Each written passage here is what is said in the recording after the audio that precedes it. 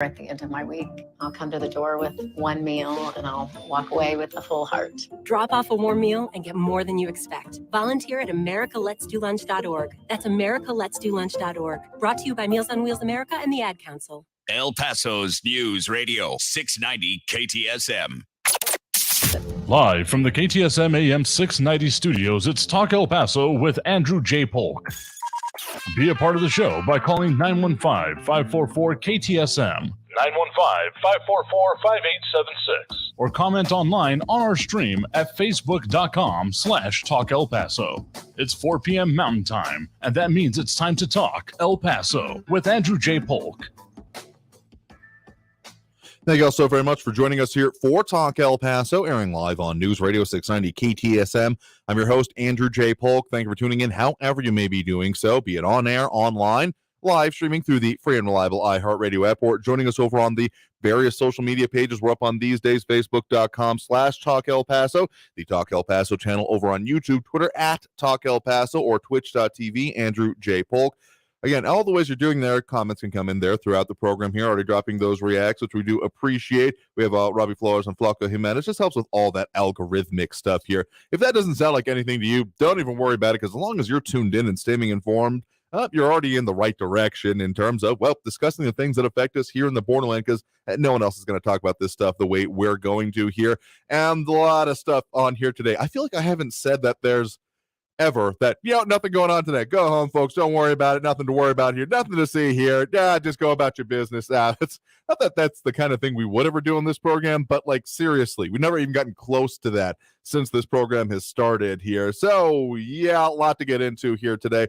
Among other things, immigration, border security, that one, the hits keep coming on that set of issues, local, particularly from the city, state, national issues being discussed here with that release that we talked about yesterday coming out from the city of El Paso on their preparation for an impending surge here.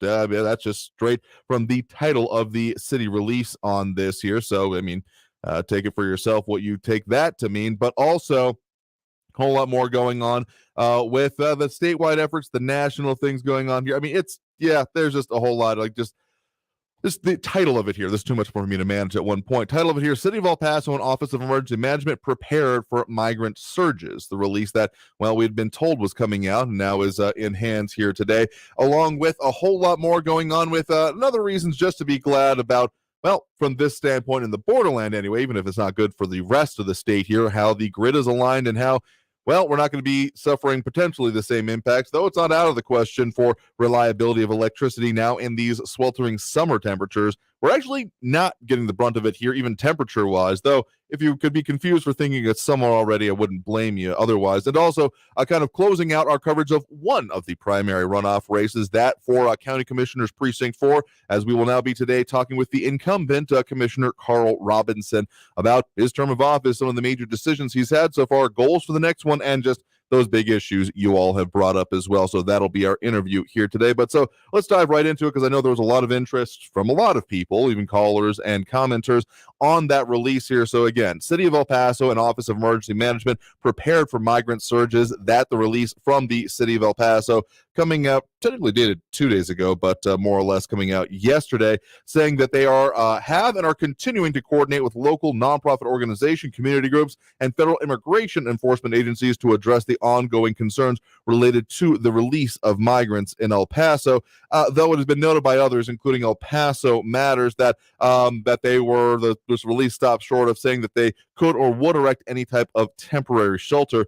I can just tell you from personal experience, having covered this issue in the past, both in 2014 and then more recently, when we have encountered these type of issues in this region, particularly with those releases or just large numbers being brought here, because sure, it has not always been the case that the encounters are happening right in this region. It has previously happened that border officials have been bringing them here for processing purposes and then them getting released. So there have been previously, essentially, the nonprofit groups in El Paso, that Annunciation House microcosm, as I kind of put it, because that's the best shorthand I can think of to describe it, have stood up their own individual shelters in the past in order to, well, just better facilitate it and make it possible. So those have come out on a short-term basis, though, of course, as we've heard and our news partners have been reporting, there is a lack of resources and particularly volunteers here.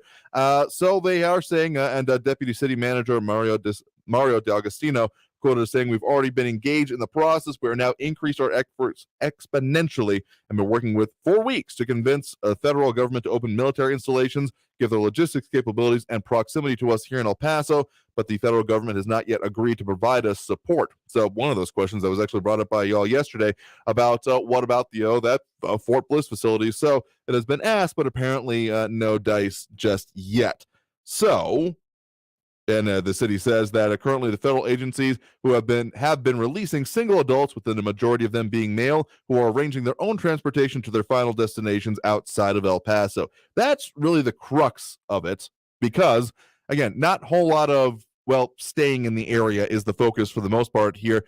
Keeping it moving essentially is the name of the game, and what both the city and to a very large extent the nonprofit community's focus is in this. So the city and the Office of Emergency Management under the city say they are providing transportation and support to the NGO partners in the area, bus terminals and the airport as appropriate. So that's part of the statement coming out from City Council on this whole set of issues. Alejandro Mayorkas, Department of Homeland Security Secretary, was speaking today, having visited part of the border, speaking on the impending end of Title 42, which is again slated for, just under a week from now, the 23rd.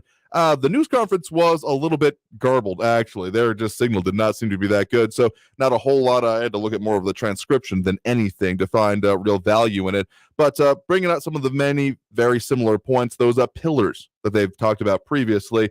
Kathy Godry saying that Catholic charities are giving aid. Again, yeah, that is part of the microcosm of all the groups that deal with this. Again, primarily for transportation out of the area, kind of like temporary, immediate needs. I know some of the shelters that have been stood up previously, emergency under, the last circumstance there was under the previous administration of releases onto the streets. Again, that's not the usual circumstance. Whatever the load, so to speak, is in our area, there's usually a lot of coordination, which may sound surprising. It was to me when I first heard about it, between federal authorities and the local nonprofit community, and now increasing involvement with local government agencies as well, as they are saying. But them just being released, that's not usually how this works. So getting it out of here, again, that's usually the focus. John Brazelton saying, unfortunately, El Paso has about 60 miles of border wall. Unfortunately, CBP, I think you meant to say, agents are required to open up gates and let illegals in. What's the purpose of the wall? All illegals should be directed to the ports of entry for appeal. I mean, essentially, so technical problems when we're talking about border barriers, the border fence itself is entirely, and I do mean 100%, on American territory. It does not straddle a line. So when they do present themselves there, they are on U.S. soil. And then if you're wanting to continue, again, with the prosecution, illegal entry, anything like that, they're already at that point in commission of it. And yeah, I have seen myself, not terrifically recently, but to my understanding, the currents have continued of people just not even trying to, again, cross, though we've heard of those instances as well. The woman who broke her leg or injured herself, ankle, something along those lines, and it was therefore found by border agents, but just walking up to the fence and waiting on that side in sometimes concentrations of 100 or more, waiting for officials to come to them for the asylum process. So that's part of what's happening. But again, part of the construction of the border wall and the, whatever you want to call it, the segments within the El Paso sector, entirely 100% on U.S. soil, meaning that they are on U.S. soil once they are in direct contact with the fence itself here. So just a technical issue there, if you want to strictly describe it. Whether or not that could be a policy put into place, again, really wish that news conference with Alejandro Mayorkas had been a little bit clearer. But again, similar statements, it seemed to have come out of it. Nothing terrifically revelatory, it didn't seem like. So just kind of writ large what we've already discussed there on that. That's going to take us through our first break here already. I know that we've only begun to scratch the surface, but we've also got some other local issues going on. Of course, those elections that are going on right now. So again, a gold star, or I guess the way we've started talking about it more, we got a for those who have voted already, and make sure you got your plan to go vote. But we're talking more about, again, closing out our coverage of the County Commissioners Precinct 4 race. This will be the final finale of all of the individuals that are on the ballot here, regardless of who you are voting for here. Coming up after this break, talking with incumbent Carl Robinson, Democrat representing the Precinct 4. So stay tuned for more Talk El Paso after this break here on News Radio 690 KTSM. I am your host, Andrew J. Polk. Comments coming in over on the social media already. Welcome to leave those there. Otherwise, calls a little bit later in the program, so stay tuned. More Talk El Paso here on News Radio 690 KTSM. If you're on your way home, you probably got a thought in mind, what's for dinner? If you got a plan in mind, good on you. If you're still wondering, oh, what the heck am I going to do? Let me give you a little bit tip to make it a little bit easier for you in the future anyway. Our friends over at Enhanced Flavors, your local source of over 40 quality olive oils, extra virgin olive oils, and flavored varieties and balsamic vinegars. You can find them online at enhancedflavors.com. Yeah, that's enhanced with a D, flavors.com, and often again out in the community. They're going to be out with us this weekend at the Sun City Craft Beer Festival, and then even the week after at the Las Cruces Wine Fest, the New Mexico Wine Fest at the Las Cruces County Fairgrounds. So a lot of stuff and ways you can get out and see what they got going on and what they're doing. I'll be looking for them there. Again, we got some gift giving coming up. Anytime's a great time to really spice up your life with some of their great flavors. But with those, reasons to give someone in your life, particularly someone who loves to grill, maybe dad, just as a suggestion, might be a good thing for them to really, again, take it to the next level with everything that got going on. They go great in marinades and everything you might want to try to cook there. So really help spice up your life. Find them again online, enhancedflavors.com. That's enhanced with a D, flavors.com. Traffic all day. News Radio 690. I-10 westbound at Geronimo, a crash there has the right shoulder blocked. There's a green Cadillac that's off to the right there. Memorial Highway 375 northbound at Bob Hope Drive, a stalled vehicle blocking the left shoulder. And the right shoulder's blocked because of a stall on Trans Mountain near the Summit Pass. And a crash at Yarborough Drive northbound at Album Avenue. Carrie Edwards, El Paso traffic. It's $1,000 in your hand. $1,000. No NFTs or ESGs. It's $1,000 straight to you. That is awesome. Listen every hour from 9 through 5 weekdays for your chance to win. A brand in your hand is brought to you by Approved Auto. Ride out in your new ride in less than an hour. Get payments as low as $159 a month. Worried about your credit? Don't sweat it. If you got your license and you got a job, they smell a deal. The deals are sweeter at Approved Auto, 8498 Alameda. This report is sponsored by Allstate. Don't drive much, don't pay much with pay-per-mile insurance from Allstate. Life is good when you're in the driver's seat. At Allstate, better protection costs a whole lot less. Visit allstate.com or call an agent for a quote today. Maybe you've had to put off a health appointment or two during the COVID-19 pandemic, but if you're 45 or older, there's one test you shouldn't put off any longer. That's your regular screening for colorectal cancer. Colorectal cancer is the leading cancer killer, but can be prevented with regular screenings starting at age 45. There are more screening options than ever before, including at-home tests. It takes guts to put your health first. Ask your doctor about your options today and visit cdc.gov/screenforlife for more information. Hey, it's Mario Courtney Lopez, and we know life is better together. Smart Mouth Mouthwash gives us the confidence to make life's moments amazing. We are all getting together more, and Smart Mouth's 24-hour power of fresh breath with just 2 rinses a day keeps us from worrying about bad breath in those up-close moments. Go to smartmouth.com/radio to save 20% or find Smart Mouth at your favorite store to give you confidence as we get closer to each other. Remember to make life's moments better together with Smart Mouth at smartmouth.com/radio. With a tip from iHeartRadio Earth. Spending time outdoors can improve overall health and wellness. Celebrate Earth Day and take advantage of nature's health benefits by visiting a local park. Recreate responsibly to protect yourself and others and to make the outdoors safe and welcoming for people of all identities and abilities. Brought to you by iHeartRadio Earth and the National Environmental Education Foundation. To find more tips for smarter, sustainable living or to take action in your own community, go to iHeartRadio.com/Earth. Finding great candidates to hire can be like, well, trying to find a needle in a haystack, but not with ZipRecruiter. Its powerful technology actively finds and invites qualified candidates to apply to your job. So while other companies might deliver a lot of hay, ZipRecruiter finds you the needle in the haystack. See why 4 out of 5 employers who post a job on ZipRecruiter get a quality candidate within the first day. Try ZipRecruiter for free at ZipRecruiter.com/trial. That's ZipRecruiter.com/trial. News Radio 690 KTSM. Live from the KTSM AM 690 studios, it's Talk El Paso with Andrew J. Polk. To be a part of the show, follow on Facebook at facebook.com/Talk El Paso. Now here's your host, Andrew J. Polk. Welcome back here to Talk El Paso, airing on News Radio 690 KTSM. I'm your host, Andrew J. Polk.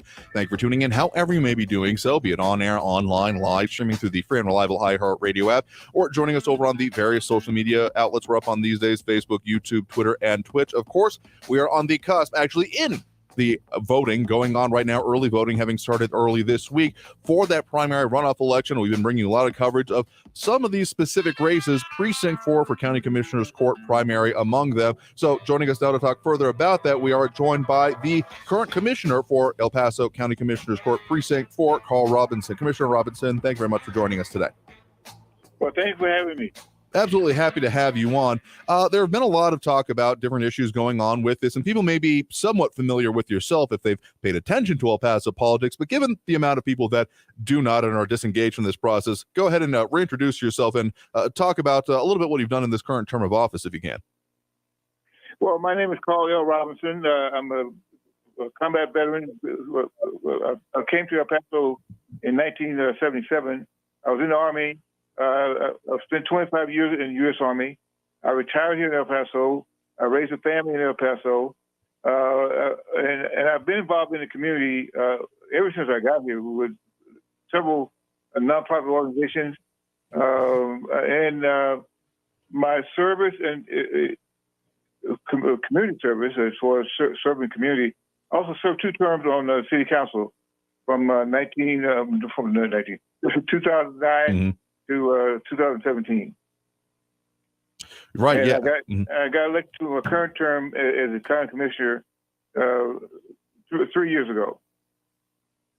Right, of course. And here are those terms going on right now. So when we are talking about your time on County Commissioners Court, what are some of the particular points you'd like to make about what you have done or things that you've accomplished or major efforts you have been a part of when it was, looking back on this current term? Well, we start out with law enforcement. I've been very strong on law enforcement. We have been one of the safest cities, communities for the last 20 years. And I want to make sure we maintain that force as far as keeping a competent, well-trained, and efficient law enforcement, because the good law enforcement, safety in the community impacts on economic development. No business, or I won't say no, but in general, I would say no business will want to go to an area where there's a high volume of crime. We are blessed to be in El Paso. We have a competent law enforcement, police department, sheriff department, and other law enforcement agencies. So I say we've been, for the last 20 years, at least, we have been one of the safest cities in the nation. And I want to maintain that. We want to bring in more businesses. In fact, we have brought in business. We have several businesses that we are recruiting now to come to El Paso to grow the tax base with more commercial businesses. Because right now, the burden of the tax base is on the homeowner. We're trying to increase that more of commercial property taxes as opposed to having the majority fall on the shoulders of the homeowners.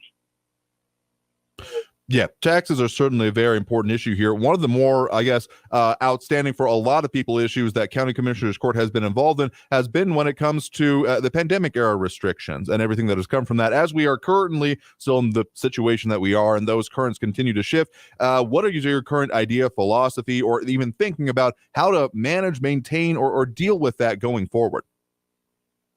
You're speaking of the economics as far as the taxes. Mm-hmm.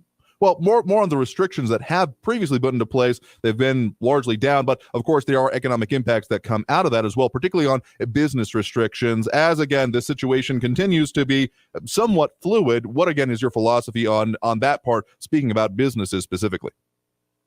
Well, we've tried to with the CARES dollars that we receive and the APRA funding that we receive.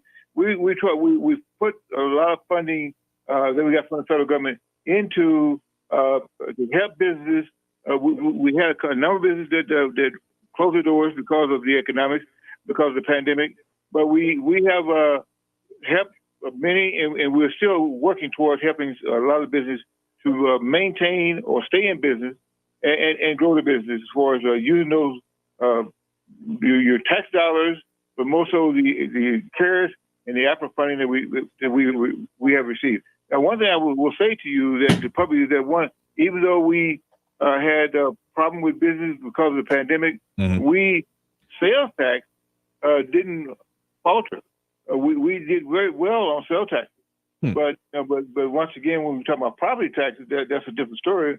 Particularly when we talk about the escalation of the valuation. My property valuation went up $50,000, and as well as many others. So what we did, and one thing that I insisted on, and I was a part of this last year when we did our budget. One is we did not raise taxes. I'm endeavoring to make sure that we don't raise taxes this time around. We try to ensure that we look at the tax rate. One thing that I encourage a lot of constituents in regards to the escalation of valuation is appeal the valuation. Many people think that the higher valuation is to the benefit. In reality, the higher your valuation, the worse is your benefit, because of the fact that the higher your valuation, the more tax you're going to pay. But we have, some of us anyway, we're endeavoring to not raise the tax rate and do everything we can to lower the tax rate, thereby helping our constituents. Understand now, 50% of each dollar goes to the school district. 25% goes to the city of El Paso. 15% is the share that the county receives. The rest goes to the hospital district and the community college. We have been very vigilant and make sure that we be conscious of the fact that our constituents need help, and how we can help them is not raise the taxes. Again, if you're just joining us, guest right now is El Paso County Commissioner for Precinct 4, Carl Robinson. Want to find out anything more about him, his platform, get in touch with his campaign, the website there, carllrobinson.com. That's CarlRobinson.com. Also find him on social media, similar Commissioner Robinson over on Facebook as well. We'll probably post up that link here in just a bit. So part of your, again, platform going forward, then you've been very focused on your social media postings, a lot of the things on those, well, essentially those tax rates, and really on dealing with those and on the budget. So if elected to this next term of office, what would be your primary focus when it comes to that issue? Well, as a matter of record, I made the statement last year, and I say again this year. The city charter dictates how much the city reps can receive. The county commissioners, we're an extension of the state government, whereby the commissioner, the court, can give them separate pay raise. So last year, I refused to accept a pay raise. Because I feel that we have a lot of employees and constituents in general who are making minimum wage. I did not feel comfortable. I'm blessed with the salary that we receive, in addition to the fact that I have income for my retirement from the military. But I feel more comfortable with helping those who need help. One, by giving out food baskets on Thanksgiving and Christmas, for our constituents in my precinct. But once again, I said I refused, and I insisted that the county judge and the other commissioners do not take a pay raise. Well, this past year, there was no pay raise. But going forward, I can't say what the others will do, what they choose to do, but my position is still again, is I'm not going to accept a pay raise. I'm not going to support that at all. Now, but we do have individuals who are taxing sin, individuals who are running for office. One has already indicated in writing by TV interview, say that he plans to raise taxes. One thing that we all need to understand is that a fee is a tax. My opponent wants to add another $5 fee, which is a tax, to the registration on your automobile. We pay enough in taxes already. We want tax and spend. That's not my position. I want to make sure that we stay within the limits of our budget. The same thing is you manage your budget as well as your household. You know what your priorities are. You establish your priorities. You don't spend money on a whim on pet projects and things of that nature. So I want to make sure that we take care of the essential things that need to be taken care of, like those individuals who do not have water, don't have paved roads. Those things are critical, important to the people who I represent. Again, guest right now is County Commissioner Carl Robinson for Precinct 4. Again, any information about him, his platform, etc., carllrobinson.com is the website to find him on there. We got to take that next break right now, but coming out of this break, we'll be continuing to talk with Commissioner Robinson about some of these big issues facing the county, including budget and a whole lot more. So go ahead and stay tuned for more Talk El Paso, airing here on News Radio 690 KTSM. Comments, we'll get to those here a little bit later, as well as those phone calls. So stay tuned. Back after this break with more.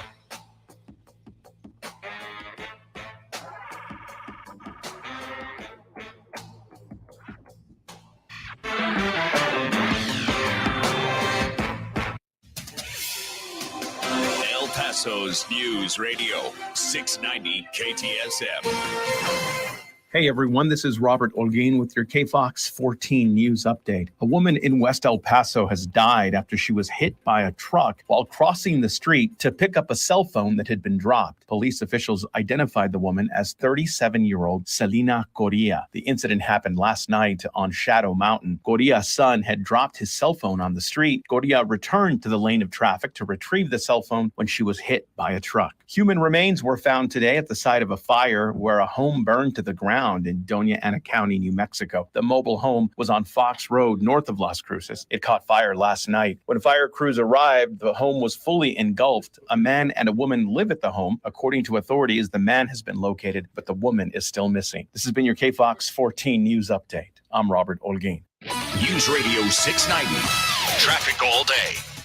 El Paso police are responding to an injury accident, Gateway Boulevard eastbound at Yarborough. That's going to slow down traffic. I-10 westbound at Geronimo. There's a crash there. Right shoulder's blocked. Memorial Highway 375 northbound at Bob Hope. A stalled vehicle's blocking the left shoulder. And another stall blocking the right shoulder on Trans Mountain near the summit, eastbound at Tom Mays Access Road. Carrie Edwards, El Paso traffic. From the KFOX 14 Severe Weather Center, this is Chief Meteorologist Sandra Diaz. We continue to have our unseasonably warm temperatures, folks, and that just makes it feel like summer has arrived early, but we are going to see a cool down as a cold front moves in time to kick off the weekend. On the flip side of that, it looks like for now it will keep us dry, but it will also increase our winds for the end of the work week. This report is sponsored by Brake Masters. Quit staring at your phone. Just leave it alone and get the Brake Masters. Get your tires aligned, then get out there and see what you can find. Get your vehicle in Brake Masters shape today. Download coupons and schedule an appointment from your smartphone. Brake Masters. We give you an honest break. Hey El Paso, Ivan Ochoa here, General Manager of Southern Park Chrysler Dodge Jeep Ram. Once again, we were El Paso's #1 dealer in Chrysler, Dodge, Jeep, Ram sales in April. Thank you El Paso and surrounding areas. The Memorial Day sales event starts now at Southern Park Chrysler, Dodge, Jeep, Ram, Fiat. And there's never been a better time to get more for your old car, truck, or SUV. Even if you owe thousands more than it's worth, we want it so you can save big on every new and certified pre-owned vehicle in our huge inventory. 2022 Ram 1500 trucks with 0 APR for 60 months. All new 2022 Jeep Wagoneer full-size SUV with third row seating. 0 APR for 60 months. 0 payments for 90 days. Plus, we have aggressive lenders with great rates and terms, even if your credit is less than perfect. All military personnel and all first responders receive an additional discount. Thank you for your service. Southern Park Chrysler, Dodge, Jeep, Ram, Fiat. We're buying a car. It's fun. At I-10 at Southern Park Drive or online at southernparkdodge.com. Estamos en tu esquina, El Paso. El Paso Strong. Includes factory rebate and dealer discount plus TTNL. 0 APR $16.67 per thousand financed on select vehicles with approved credit. Offers not combined. Talk El Paso, weekdays at 4 on News Radio 690 KTSM, breaking down the impact of the news on the borderland and beyond. Brought to you in part by Mission Del Rey Southwest, Souvenirs, Gifts, and Decor. That's Talk El Paso, Monday through Friday, 4 to 6 p.m., right here on News Radio 690 KTSM. Need to hire? Need Indeed. Their hiring platform makes it easy to attract, interview, and hire candidates in one place. Sponsor a job and immediately get a short list of quality candidates whose resumes on Indeed match your job description. Visit Indeed.com/credit. This report is sponsored by Indeed.com. Hey, hon, what you doing with your phone? Do flowers have best friends? I don't know. Hey, look. Whoa. Some answers can only be found in nature. Discover the unsearchable. Visit discovertheforest.org to find a trail near you. Brought to you by the United States Forest Service and the Ad Council. News Radio 690 KTSM El Paso. Live from the KTSM AM 690 studios, it's Talk El Paso with Andrew J. Polk. To be a part of the show, follow on Facebook at facebook.com/Talk El Paso. Now here's your host, Andrew J. Polk. Welcome back here to Talk El Paso, airing on News Radio 690 KTSM. I'm your host, Andrew J. Polk. Thank you so very much for tuning in, however you may be doing so, be it on air, online, live, streaming through the free and reliable iHeartRadio app, or joining us over on our various social media pages, facebook.com/Talk El Paso, the Talk El Paso channel over on YouTube, Twitter at Talk El Paso, or twitch.tv, Andrew J. Polk. Well, we got a lot of comments coming in over there. People interested in the topics we're discussing here today. And so continuing our conversation right now with El Paso County Commissioner for Precinct 4, Carl Robinson. Commissioner Robinson, thank you for sticking around with us here.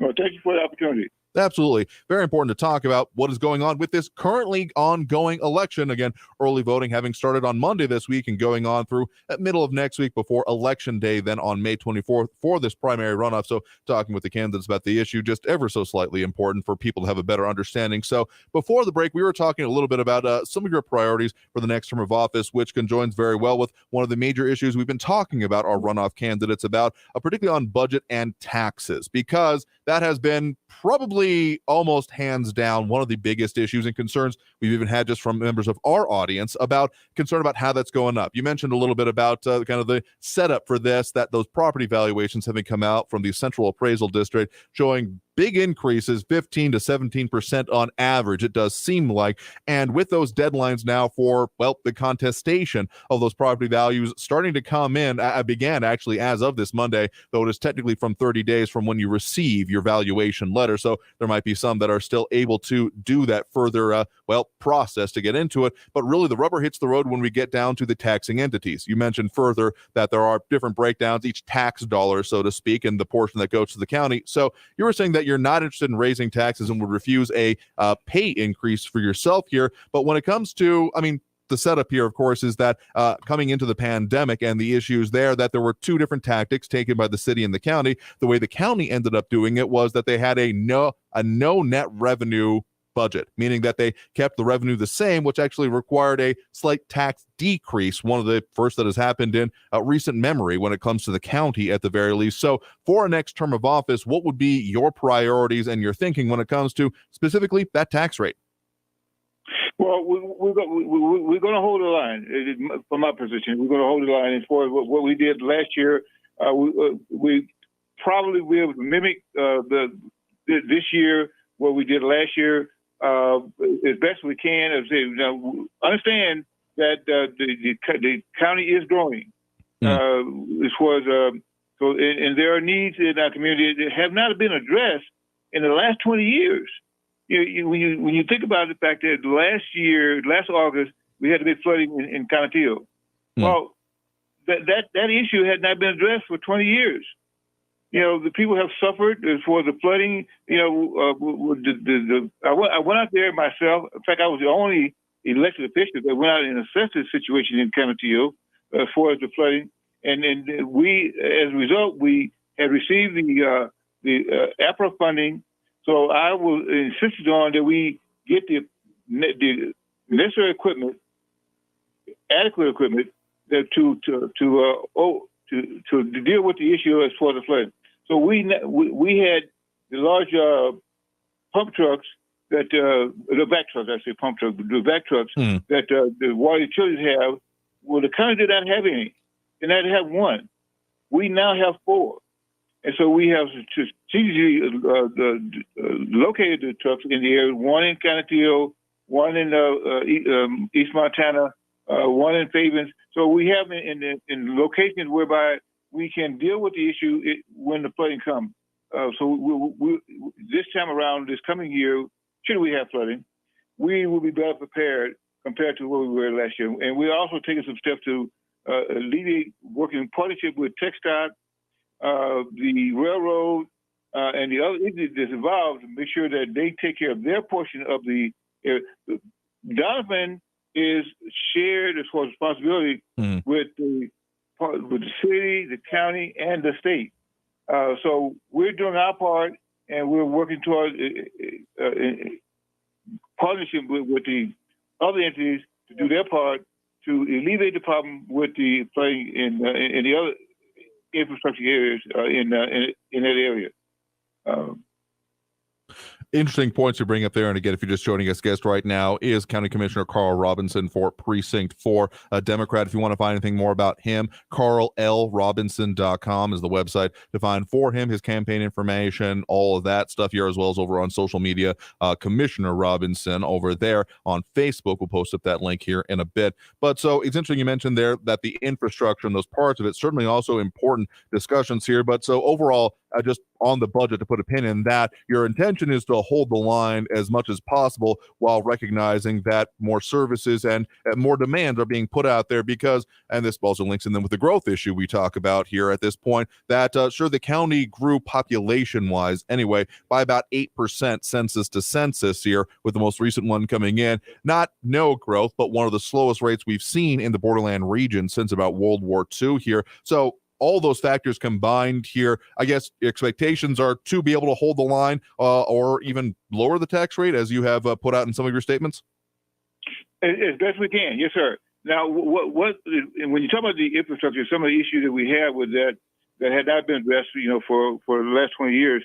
Well, one is utilizing the funding from our budget, using the APRA funding. And in addition to that, we have applied for grants to help with some of the infrastructure issues with the flooding, the wastewater, drainage, stormwater issues along that line. So we have a number of grants that's already have been already applied for. We're waiting on the feedback on those. We made some priorities within our budget. As well as we are utilizing the dollars that we receive for the APRA funding to address some of these issues as well. We're not going to be able to solve them all at one time, but my position is that do something as opposed to sit and do nothing.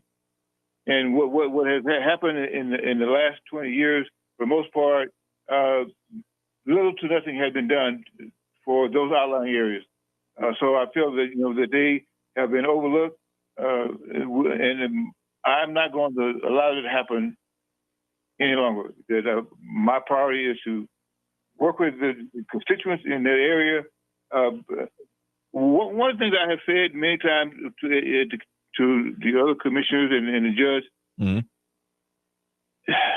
I'm not about lip service. The thing is, we tell people we're going to do things, but we end up not doing anything.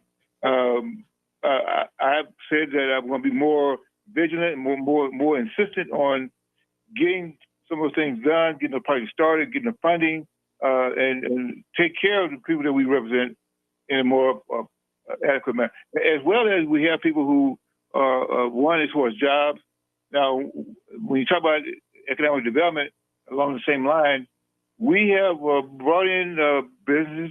For example, we have Amazon we brought into El Paso.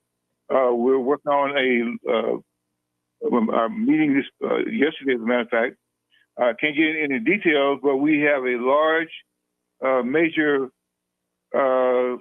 technology company that we are recruiting to come to El Paso that will bring in jobs, a large number of jobs, but high-paying jobs. We're talking about in the tune of $50,000 and higher salary. Okay, so important to consider that there. Certainly, one other thing on the infrastructure issue is that as of this year, actually, there's a new power available to counties that previously did not exist. It came out of the previous set of legislative sessions and then approved by voters on the constitutional amendment ballot previously in 2021, giving counties the authority, bonding authority when it comes to infrastructure projects. So when you're talking about some of those priorities for infrastructure, any intention or thought towards potential use of that process of counties issuing bonds for this kind of process? What are your thoughts on that? Well, yes, we have discussed that, and we probably will be doing some bonding, not to disrupt or increase the tax rate in any matter, but we'll be careful, make sure we do it very carefully. We've talked about that, and we were doing our strategic planning. We talked about it, and we set some priorities in that regard as far as, so we probably will be going out with some bonding, but very carefully and not any amount that will increase our debt service. Okay, so still holding the line there, what you're saying there. Finally, on the idea of growth, again, we've been kind of circling around this with many of the things we've been talking about here, but again, El Paso did grow, but it paled in comparison. We were well outstripped by the rest of the state, which is one, among other things, we actually saw the districting out of one of the state representative seats. So when it comes to working on growth, jobs and infrastructure are certainly important, but anything more specific you want to mention about your focus is, again, if elected to the next term of office here, you would do to focus on the growth of the region? Yeah, well, one is when you talk about the state legislature, we want to get some relief from the state for some of the. We have a ungodly amount of tax dollars that we have to spend out of our budget from our constituent taxpayers, unfunded mandates from the state. So the mandate we provide the services, but we have to fund it. So that impacts on our budget overall as well. So we are going to be pursuing, and I definitely will be pursuing some of our state legislature as far as give us some relief on some of the unfunded mandates. Okay, any specific examples of these unfunded mandates you'd like to give? Well, we talking about the courts. Okay. Well, the dollars that the fines and fees that are assessed by the courts, they don't stay in El Paso. They go to Austin. Okay, definitely one example there, and I'm sure we can get into a lot further here. Again, joining us right now has been El Paso County Commissioner Carl Robinson, Democrat, representing Precinct 4. Again, you want to find out more information about him, some of these positions, and more about the campaign, find him carllrobinson.com, the campaign website. Again, that's CarlRobinson, or find him on Facebook as well as under Commissioner Robinson. So, Commissioner Robinson, thank you very much for taking the time to speak with us today about some of these issues, your platform, campaign, and the major issues at hand here today. Thank you for the opportunity, and I want to consider know that I am a servant. I'll be working for the betterment of the community as far as the Precinct 4, and I will hold the line on your taxes. Excellent. Okay, so again, thank you very much for joining us here. We got to take that next break right now. So coming out of this break, we'll go ahead and open up those phone lines to get your calls and comments on the line. That number to do so, 915-544-5876, 915-544-KTSM. Back after this break with more Talk El Paso here on News Radio 690 KTSM.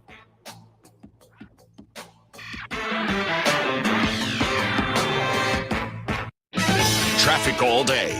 News Radio 690. Heads up for an injury accident, Gateway Boulevard eastbound at Yarborough. A stalled vehicle is blocking the right shoulder on the 10 westbound at Yarborough. On southbound Dyer, north of Hercules at Lawrence Avenue, first responders are just arriving for an injury accident there. And there's a crash with injuries, Saul Kleinfeld Drive at Montwood. Carrie Edwards, El Paso Traffic. This report is sponsored by Audible. This spring, let Audible bring a smile with comedy, sci-fi, thrillers, or whatever you love listening to. From audiobooks to exclusive originals to podcasts, find it all on Audible. Sign up and start free at audible.com. New on Curiosity Street. Are we close to building machines that are almost human? And can new technology give us superpowers? Find out on Super Sapiens. And In 1919, a British composer wrote the longest and most complex symphony in history. Conductors tried to perform it, but failed, declaring it cursed. Now a group of musicians will attempt the impossible, if they dare, on Curse of the Gothic Symphony. Watch now on Curiosity Stream. Annual plans are $20, just $1.67 a month. Visit curiositystream.com. Attend the Las Cruces Gun Show this weekend, May 21st and 22nd at the formerly Barnett Harley-Davidson dealership, 2600 Lakeside Drive, Las Cruces, New Mexico. See dealers selling the finest in modern guns, custom knives, ammo, scopes, Old West collectibles, and much more. Buy, sell, and trade at the Las Cruces Gun Show this weekend, May 21st and 22nd at the formerly Barnett Harley-Davidson dealership, 2600 Lakeside Drive, Las Cruces, New Mexico. Get $2 off. Go to azgunradio.com. The job market is competitive right now, so you need to be competitive to attract top talent. If you're trying to fill open positions at your business, iHeartMedia is here to help. Use radio and digital targeting to find fresh, passive candidates currently in the workforce. These candidates are listening right now, looking for new opportunities. Together, we can let the community know you're hiring. Visit iHeartAdvertising.com. That's iHeartAdvertising.com. On the new true crime podcast Betrayal, a woman chronicles her fairy tale romance gone horribly wrong. Her husband's secret life destroyed their marriage, shook their community, and ultimately sent him to prison. Going through Spence's emails, Snapchat, whatever I could get my hands on. Just a punch in the gut every single time. Listen to Betrayal on the iHeartRadio app or wherever you get your podcasts. Brought to you by DuckDuckGo. Protect your privacy online for free with DuckDuckGo. Finding a great hire can be a challenge. That's why there's Indeed. Their powerful hiring platform makes it easy to attract, interview, and hire candidates. Visit Indeed.com/credit and get $75 towards your first sponsored job. Terms and conditions apply. El Paso's News Radio 690 KTSM. Live from the KTSM AM 690 studios, it's Talk El Paso with Andrew J. Polk. To be a part of the show, call 915-544-KTSM or follow on Facebook at facebook.com/Talk El Paso. Now here's your host, Andrew J. Polk. Thank you all so very much for joining us here for Talk El Paso, airing live on News Radio 690 KTSM. I'm your host, Andrew J. Polk. Thanks for tuning in, however you may be doing so. A lot of ways to interact with the show. Of course, we've got a lot of comments coming in on the social media on some different points here, primarily over on the YouTube right now, actually. YouTube Talk El Paso channel. Some more coming in there over there, Catherine Codry and RJ, but also over on the Facebook page, Andrew Zignorant, I think is the right way to say it, Calvin Williams, John Broutleton, and more tuning in and chiming in over there, also dropping those reacts. We do have Fred Ramey, Monica Cervantes, Robbie Flores, Flaco Jimenez, among others here. Some commentary on this. Catherine Codry saying many roads and streets that are in need of repairs. RJ, not impressed with it here. Saying not impressed with that and feels like it's a sucking up for votes here, that we have to pull the answers out. It seems like you're getting at here. Again, we get the answers that we need to and talk about the things we need to with these candidates, because it's important to remember that, again, voting going on right now. Again, literally right now. You can go out to your polling place. We do have those election centers in place. Vote anywhere you want to during early voting. If you got any questions about that, epcountyvotes.com is the website to visit to find out that information and know where to go, and make sure you are heard in this one, because this one's ever so slightly important. And Andrew's ignorant, just not getting the technology here. You know, we do have subtitles over on the Facebook, right? So if you're having trouble hearing anything and understanding, which is, well, good luck with that. You can certainly go and, turn it on for yourself if you need that digital assistance here. And Calvin Williams saying, I think referring to me as a poor soul, trying to put common sense with the way with our government works here. Yeah, I might be continuing to hit my head on that wall, but we'll do it for as long as is needed here. But let's go back to those phone lines right now. Do have those open. That number to call, 915-544-5876, 915-544-KTSM. We do have Raul in the Northeast on the line here with us right now. Raul, thanks for joining us. Hey, Andrew. What a weekend in America. 4 mass shootings this weekend, including another racist terrorist shooting in Buffalo, New York. The news media also mentioned El Paso mass shooting, along with the coverage on the Buffalo one. El Paso is one of the worst in U.S. history. And the worst thing that's ever happened in El Paso, when a Trump-incited and ignited racist terrorist drove 600 miles from Dallas to kill 23 Mexican Americans and Mexican nationals in Walmart. You know, Andrew, I know that words on a page, in a book, on a computer screen, on a cell phone, or the words of a charismatic or powerful individual like the President of the United States can have and has had and incited people, especially sick ones, to violence. What kind of country produces such sickos and psychos? You know, in my view, it's all part of that lottery of life of having kids. What kind of parents produce these killers? I think most good kids come from good parents, but sometimes good parents end up with bad kids. I've seen it in my lifetime.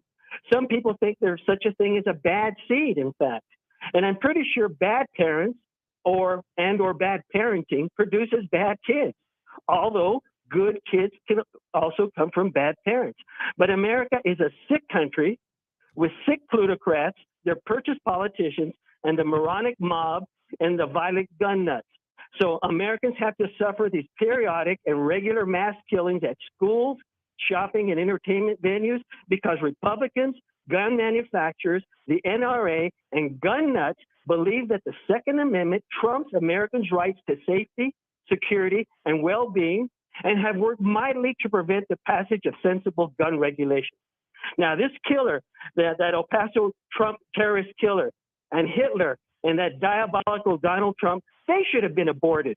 The world would have been better off without them.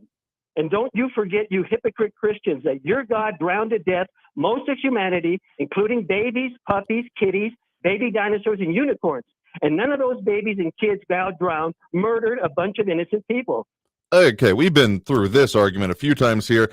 Again, there's a literal phrase for this. It's called hubris, and that is inhumility in the face of the Almighty, or gods, if you want to go through the old use of it here. And so calling that is that, well, you know what, there are forces beyond our basic level of understanding that have caused deaths, therefore, well, it doesn't matter for us here. And it's again, very interesting that we're talking about this in the same conversation as they're then bringing up the abortion argument here, as, again, it's almost nihilist. It is nihilist. I mean, we've talked about this before here, so pulling that old yarn is still unimpressive to me because of the fact that it's just not in recognition of reality. It's like saying, well, there was a tsunami that happened here. Why should anything matter here? Like, that's between you and whatever you believe in here at that point, but then trying to drag it into public policy. I'll tell you what, there is one thing today, actually, as far as I'm aware, that was actually said by the president, believe it or not, not Donald Trump in this case, but Joe Biden, that I find myself in full agreement with, that we need to enforce the laws in the books. In fact, specifically in reference to the Buffalo shooter, saying that these, well, hate laws, particularly, again, he was declaring white supremacy, which I certainly have issues with, but saying that the laws in the books need to be enforced and that we need to be dealing with them, which is a phrase and concept writ large, I find myself in full agreement with. Because yes, on this issue, heck, even when it comes to the concept that you are wanting for here, the idea of, well, gun laws, enforcing the ones on the books would probably be a very good starting point here. Because sure, if there was a magic wand to be waved in order to eliminate any firearms coming into the hands of those that would do harm to their fellow man without any reasonable justification. And I do agree that there is some justification and no justification, and some justification in general, no justification for what happened in Buffalo. Just straight up none. That is not even something I'm willing to broach any debate on. So don't even think about coming at me on that one. But seriously, if we're then going to say that, yes, we could do a magic wand and make it so that people like that individual, that person, that motivation is just not able to purchase guns, you'd find me first in line to say yes to it. But what you were talking about there would essentially be punishing those that have had no impact, no compunction, no reason to get anywhere near that. And that is where this idea of a world without guns, it sounds so idyllic, but that's the only place it can truly live, is within the mind. So I'll tell you what, we got to take that next break right now. I thank you for the point in the call, even if some of these points we get to are getting a little bit far afield and repetitive, but we got to take that next break right now. Coming out of this break, we will get to more calls in line. We'll get to more of these issues, more discussion of things impacting us here in the borderlands. So stay tuned for more Talk El Paso. You're on News Radio 690 KTSM. Traffic all day. News Radio 690.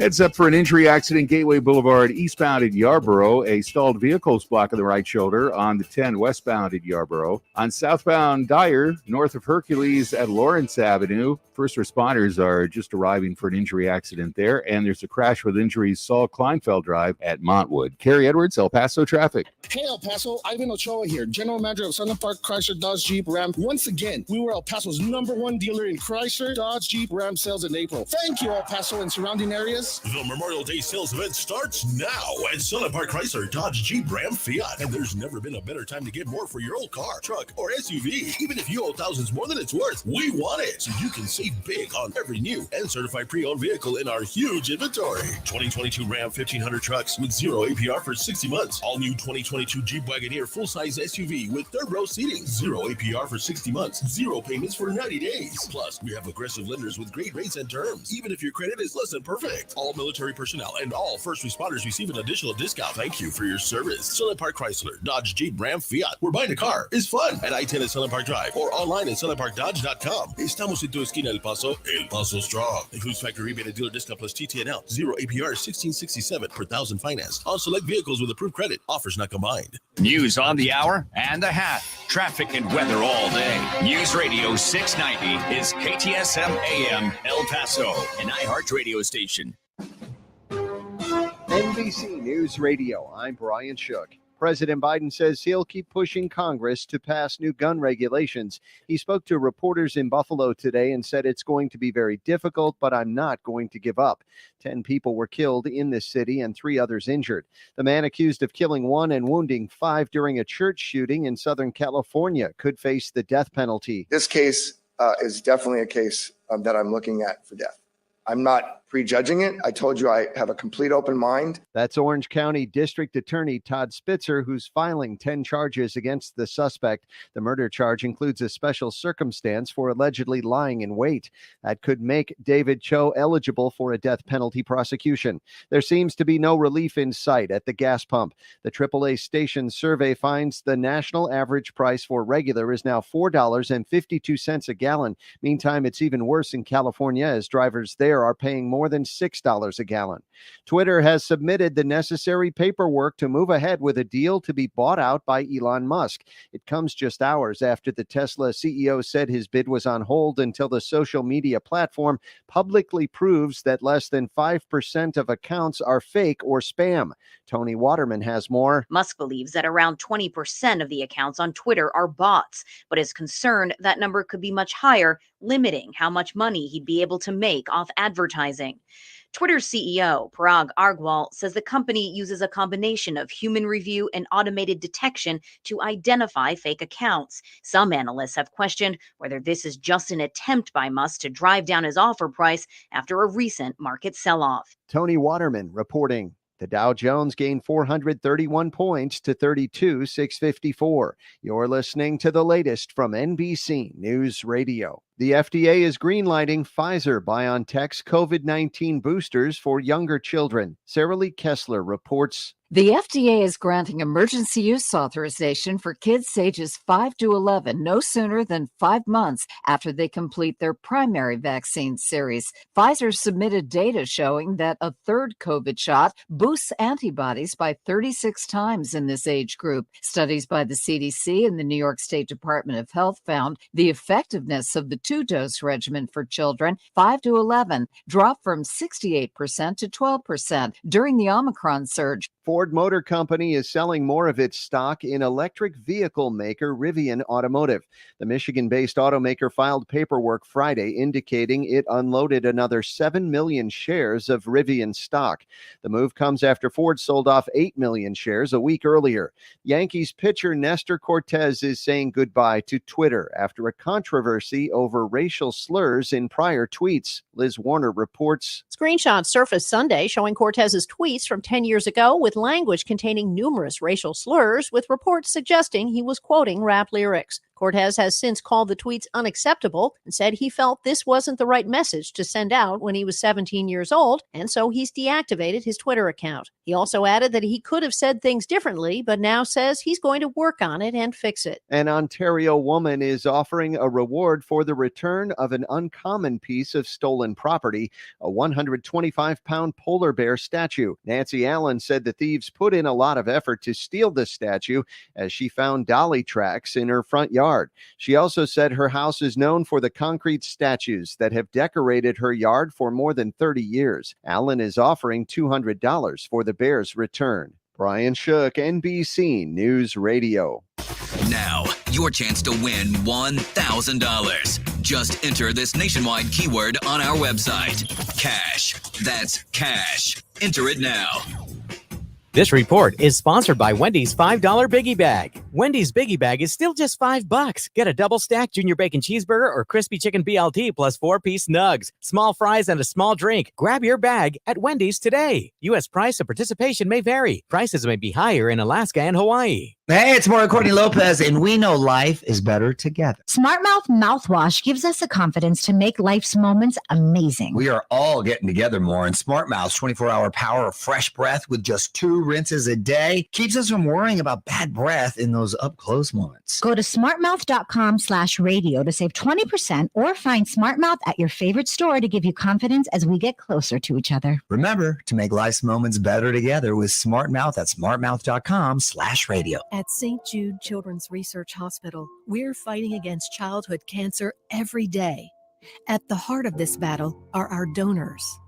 Most of us want to make some type of difference in the lives of others. St. Jude does miraculous work. The fact that no one has to pay, it's a place where everyone is treated as an equal. Everybody is welcome here, and it doesn't matter your religion or what part of the world you're from. All that is taken away. It just gives you some hope. It's just a nice feeling to put your energy into something that really does genuinely make a difference in a child's life. There's just no greater gift.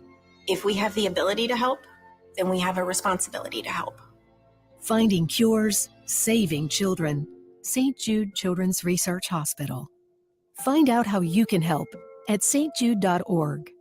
News Radio 690 KTSM.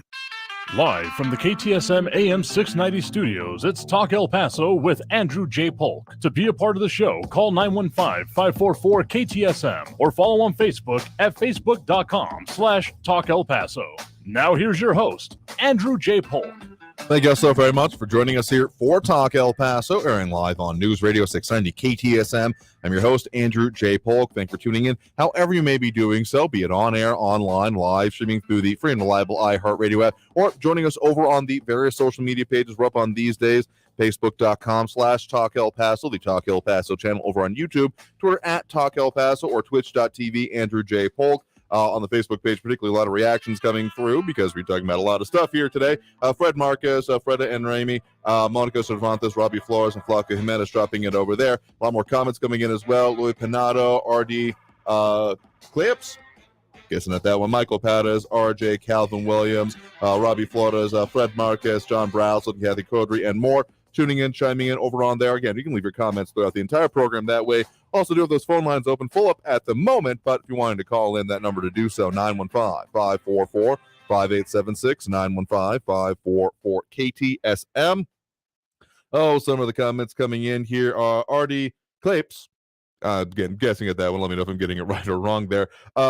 Thanking for the amusement there from the previous call here, Michael Pettis. I'll agree with you on the single point of that white supremacy is definitely bad, even if your characterization of particular parties or not might not totally bear up. But Calvin Williams saying, after Ukrainian, if they think everyone should have had a gun even before even the threat of Russia. I mean, I know there was the stories out there of it. RJ saying one of the more, I think, important points that has been brought up there, that the Buffalo shooter was on the radar. Parents called for him to be hospitalized. He still did what he did. Law enforcement was aware of him.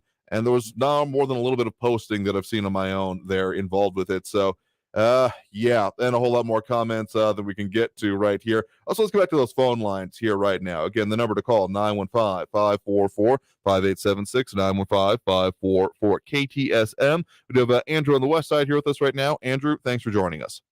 Yes, thank you very much, and good afternoon. Sure thing. What's on your mind? Yes, very good interview with Carl Robinson. One of the things that I would suggest to county commissioners, and I hope they're listening, but I would expand the jail contract with the federal government.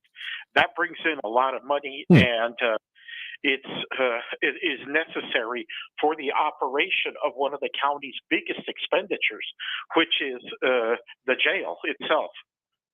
I know that there has been some, let's just say, controversy at previous times when I actually was able to directly cover County Commissioners Court here. There was some questions about if it actually broke down or not. I want to say primarily under the tenure of Vince Perez and his time as the County Commissioner for Precinct 3. But I think that there are some evaluations to be made. But I think at least part of the problem back then was the continued use of the downtown jail. There's definitely need for a facility directly next to the courthouse, but otherwise as a vertically integrated building and one that has just a lot of cost because, the higher you build, just the more cost per unit of space it takes.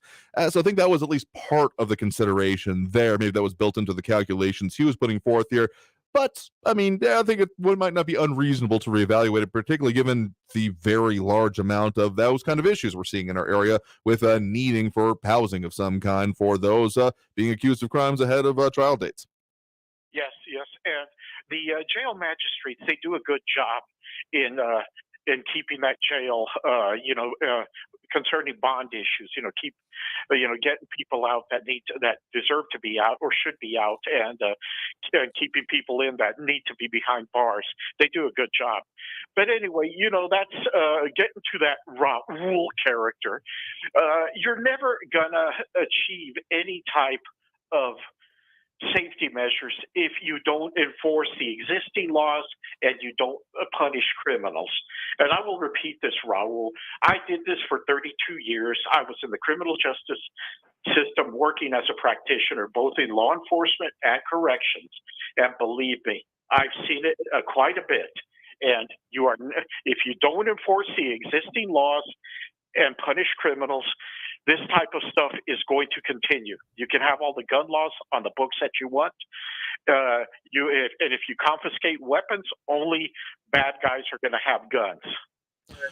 I know that's a much maligned argument in a lot of the ways, but seriously, who do you expect to be the first to comply is probably the people that were going to be among the least likely to have this happen. The people who are actively planning crimes are not going to be. So, even just effectiveness, conceptually thinking here. Again, I know that a lot of times that argument goes straight to the idea of a world without guns, almost like with the Beatles, Imagine playing in the background, whatever this, I imagine that myself, it being part of the background music for that whole level of argument. But the gap between this imagination and reality is insurmountable with that kind of an effort. I'm not saying entirely ruling out if there was a way to, again, make sure, because even the people that I know that are responsible gun owners have no love for this type of activity. And if there was a way to reasonably make this happen, even if there were, minor personal impacts, that would, I think, be acceptable to some people. But this just misses the bar by quite a bit in any real estimation. Well, I'll tell you how well gun laws worked. Remember history during the 30s. The Nuremberg laws went into effect. Okay, everybody was disarmed in Germany, and a lot of people suffered, no way to defend themselves, went straight to concentration camps. Look what we're seeing in the Ukraine now. Ukraine has been begging for firearms, and like your previous. The individual that sent you that information about Ukrainians needing firearms. Yeah, they're begging for help. Yeah, and the history of some of these issues that you're bringing up there in the 1930s in Germany, particularly, not exactly a spectacular one in its own right. So, and just thinking about anything like, well, they didn't do it right that time, but we'll totally get it right this time. I've heard that argument in relation to some other political philosophies that I don't buy either. Well, get this, Andrew. Okay, guess what happened when after the invasion of Normandy and the Allies were making their way to the Rhine? Germany had no choice but to rearm its citizens in order to defend the country. Yeah. Very, very interesting things, and it's very interesting how history repeats itself so many times over. Yeah. Anyway, I turn the mic over to you. I appreciate the point in the call there. You have a good one. Thank you. I mean, yeah, again, there's the lack of effectiveness. Like, I almost get the idea that if, again, a magic wand waving ability to just get rid of all dangerous arms, but I then run into the Simpsons did it argument here, because they literally had one of their Treehouse of Horror episodes, I want to say, the idea of there being no weapons, and it just, well, they literally did this argument. Look it up for yourself here. I'm not going to try to paraphrase a cartoon episode, but seriously, still, it just doesn't work out that way, and those that are the most in compliance with the law are going to be the ones that apply. And gun crimes are already illegal. I mean, I've seen, a lot of groups that follow things like, seizures of weapons and things like that, and that happens, and probably should have a little bit more focus on it, let's just say here. Let's squeeze in one more quick call before we hit this next break here. Again, the number to call, 915-544-5876, 544-KTSM. We do have Stephen on the side here with us right now. Stephen, thanks for joining us. Hey, Andrew. Sure. What's on your mind? So it's funny, I could practically predict what Raul was going to say before he said it, but when it comes to these people who commit these crimes and you look at their manifestos, it really is the product of a deranged mind. And when you look at what they read, a lot of what they say is contradictory. And so what people will do is they'll go through that manifesto that is all over the place. He's a communist, he's a populist, he, wants government benefits, and like the Walmart shooter said he was an environmentalist. He wanted to kill as many people as possible so that they would stop polluting the planet. So you could just as easily say, oh, he was inspired by environmentalism, So a lot of what they say is contradictory. They're mentally deranged. So what the media types do, and people like Raul do, is they'll just cherry pick little things that will malign their political enemies and say, oh, since you said something similar to this at some point, you're the one who inspired this person, when, like I said, they're cherry picking. And so this guy was on 4chan or some kind of bubble that allowed him to be radicalized. And I actually suspect Raul spends a lot of time in a little bubble himself. Of all your callers, if anyone's going to be radicalized, then, I suspect he was one of them. So anyways, moving on. The other thing I wanted to say about this was that these gun crimes, if you take it to its logical conclusion, they're going to continue happening as society becomes more secular. So again, Raul has it backwards. You go back in time, you go back to the days when people would bring a rifle into school. They would show gun safety in schools. People would have a gun in their gun rack in their truck in the parking lot of a high school. These kinds of crimes didn't happen.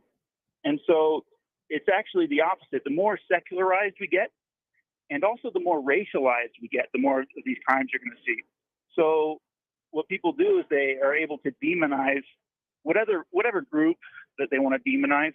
Like I said, in these chat groups and these blog websites and everything, they'll demonize some other side. And we were actually moving more towards a colorblind society, and then the left started pushing towards against the colorblind society. They said, well, if you're colorblind, that's actually a different kind of racism. So we were heading in the right direction, and then somehow we got pulled back into racializing everything and tribalizing everything. And so you're going to see more of these gun crimes for that reason.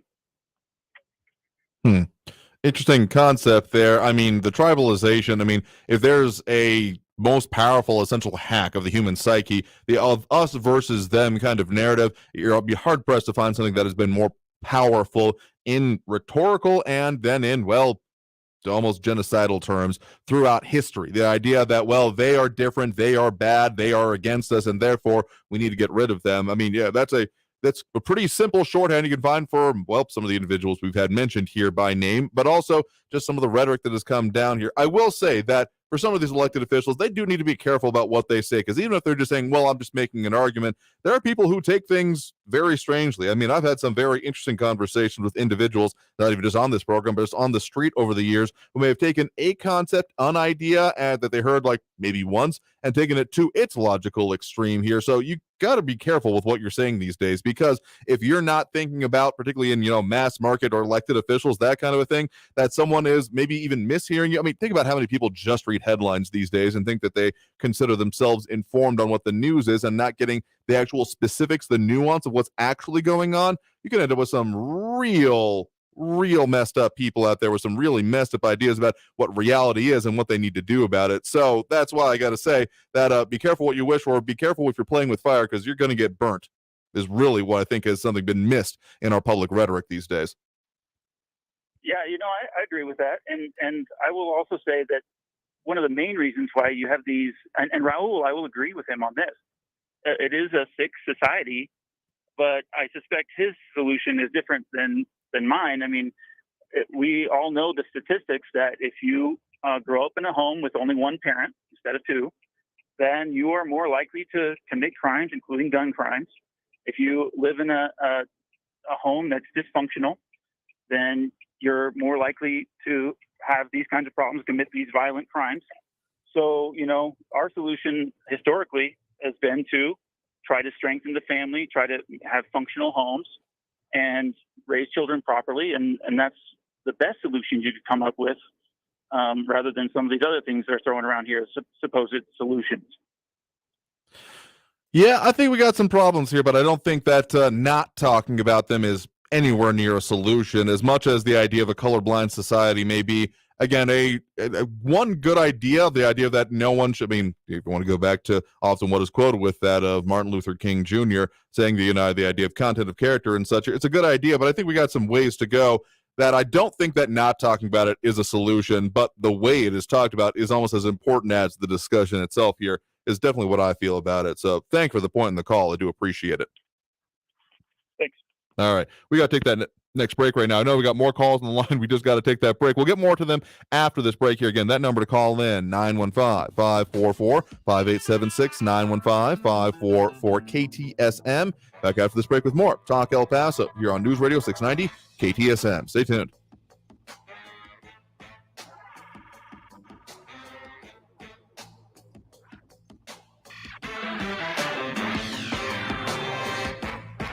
Traffic all day. News Radio 690. That earlier crash at Gateway Boulevard eastbound at Yarborough is in the clearing stages. I-10 eastbound at McRae, a stalled vehicle is blocking the right shoulder. Injury accident showing up at Treywood Drive west of Lee Trevino. Montwood would be a good alternate. And a stalled truck's blocking the right shoulder, Trans Mountain near the Summit Pass at Tom A's Access Road. Carrie Edwards, El Paso traffic. This report is sponsored by Indeed.com. Finding a great hire can be a challenge. That's why there's Indeed. Their powerful hiring platform makes it easy to attract, interview, and hire candidates. Visit Indeed.com/credit and get $75 towards your first sponsored job. Terms and conditions apply. As a marketer, you want to reach everyone, adults, teens, millennials, but it's not like these groups all hang out in the same place, right? Actually wrong. They're all right here, listening to radio commercials just like this one. Radio ads connect with 93% of Americans every week. That's more than Google, more than Facebook, more than TV. In fact, radio reaches 20% more millennials than TV. Want more of the people you want to talk to all in one place? Visit iHeartAdvertising.com and get AM/FM working for you. That's iHeartAdvertising.com. iHeartRadio Earth is here with little tips for a healthier planet. Less than 1% of water on Earth is drinkable, and humans are using it faster than nature can replenish it. Reduce the amount of water you use in the bathroom by taking shorter showers and turning the water off while you brush your teeth.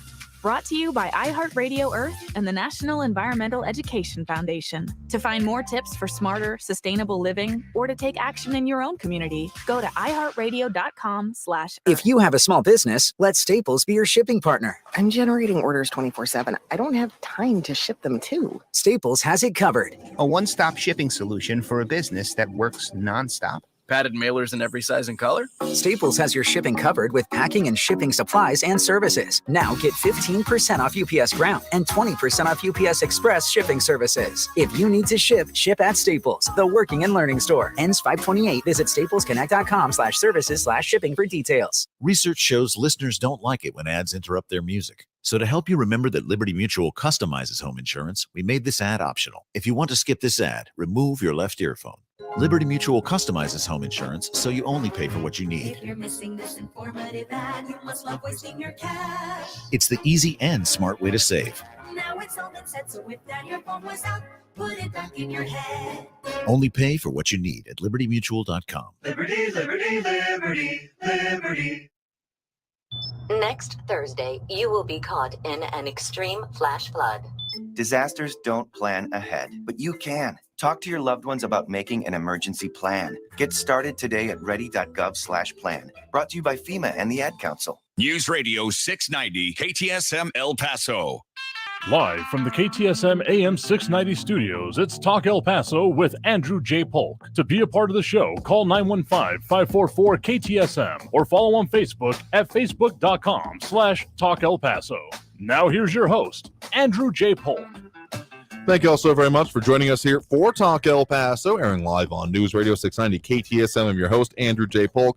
A lot of ways to get at the show. We got that phone line open right now. Full up again. Yeah, it's just kind of one of those days.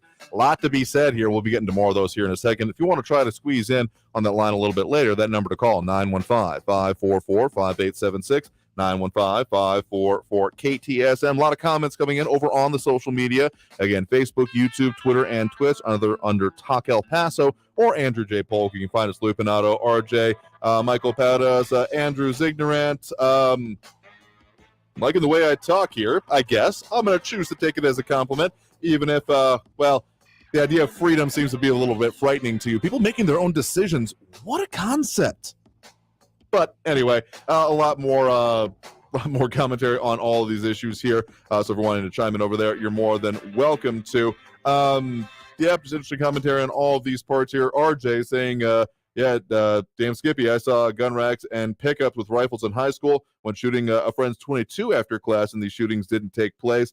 I'm not sure. Oh, Kelvin Williams as well, of course, chiming in. We didn't get to the reacts just yet. We'll talk more about that here in just a second. But I got to say, I don't think the idea of divorcing the idea of, firearms from public life has served us that well. Having talked with the guys over and gals, really, locally organizing it with Project Appleseed. Never gotten to participate myself, but it's a fascinating one, the idea of doing some basic level marksmanship, usually using a 22, but to simulate longer ranges, and also a little bit of civics education into it. One of the stats that lives rent-free in my head that brought up that a significantly small portion of those entering even our volunteer armed forces have any experience with firearms. And again, I am not sure we are well served with that because, anyone growing up in my household, all I'm going to say is they are definitely going to be well informed about what it is, how it works, and the proper respect to be given to it. Because, if you're expecting any form of media, movies, TV, video games, etc., to impart that, I don't think you've looked at them lately. Rambo gets brought up a lot, but it's a lot worse than Rambo these days, all I got to say here. Anyway, get back to those phone lines right now. Again, that number to call, 915-544-5876, 544-KTSM. We do have Ben on the east side here with us right now. Ben, thanks for joining us. Oh, Andrew. Once again, Rose got it wrong, and the corporate media got it wrong. From the very beginning, they were talking about this Buffalo Barbarian being influenced by Tucker Carlson and the Fox News. Well, in his 180-page document authored by the shooter, he didn't mention Tucker Carlson once. And in the Fox News thing, he mentioned Maria Bartiromo and Greg Gutfeld as Jewish. And Rupert Murdoch, he described as a Christian Zionist. Where did the mainstream media come up with that he was a follower of these people? Out of nowhere. Yeah. Not that it's, I think it's more rhetorically asking it there, but it almost seemed knee-jerk. I think there was one tweet in particular that I think you probably have in mind here that referenced that kind of exact kind of, why don't we hold people culpable if they are inspiring this kind of a thing, which is, you know what, sure, if someone's directly involved in inciting someone to action, that's one thing, but saying, they were influenced and they took some of the things they said to their logical extreme, that's just a real slippery slope. The impact an idea of even to free speech being like, well, I mentioned that I didn't like something one day and then someone went and killed someone over it, therefore you're in trouble. That's also disturbing. Well, also, a Buffalo shooter self-described himself as an ethno-nationalist, eco-fascist, nationalist socialist. And he loathes libertarianism and conservatism in particular. He even asked, what has modern conservatism managed to conserve? Not a thing has been conserved other than corporate profits and the ever increasing wealth of the 1% that exploit the people for their own benefit. He's a socialist, and he's a nut job. That's the big thing. He was a nut job, and they didn't. The corporate media ran with this as a person who was just a racist. They didn't look at his manifesto. He was he says that people should worship Mother Earth in his manifesto. He's an environmentalist. He's been fed all this stuff, like Steve said. He's been fed all this stuff all his life, and just like the little girl from Sweden, how dare you? And so he wants to go out and kill people because he thinks he's going to inherit a world where he's not going to be able to live. I mean, he's a nut job, and that's because of what has been said over and over again in the corporate media.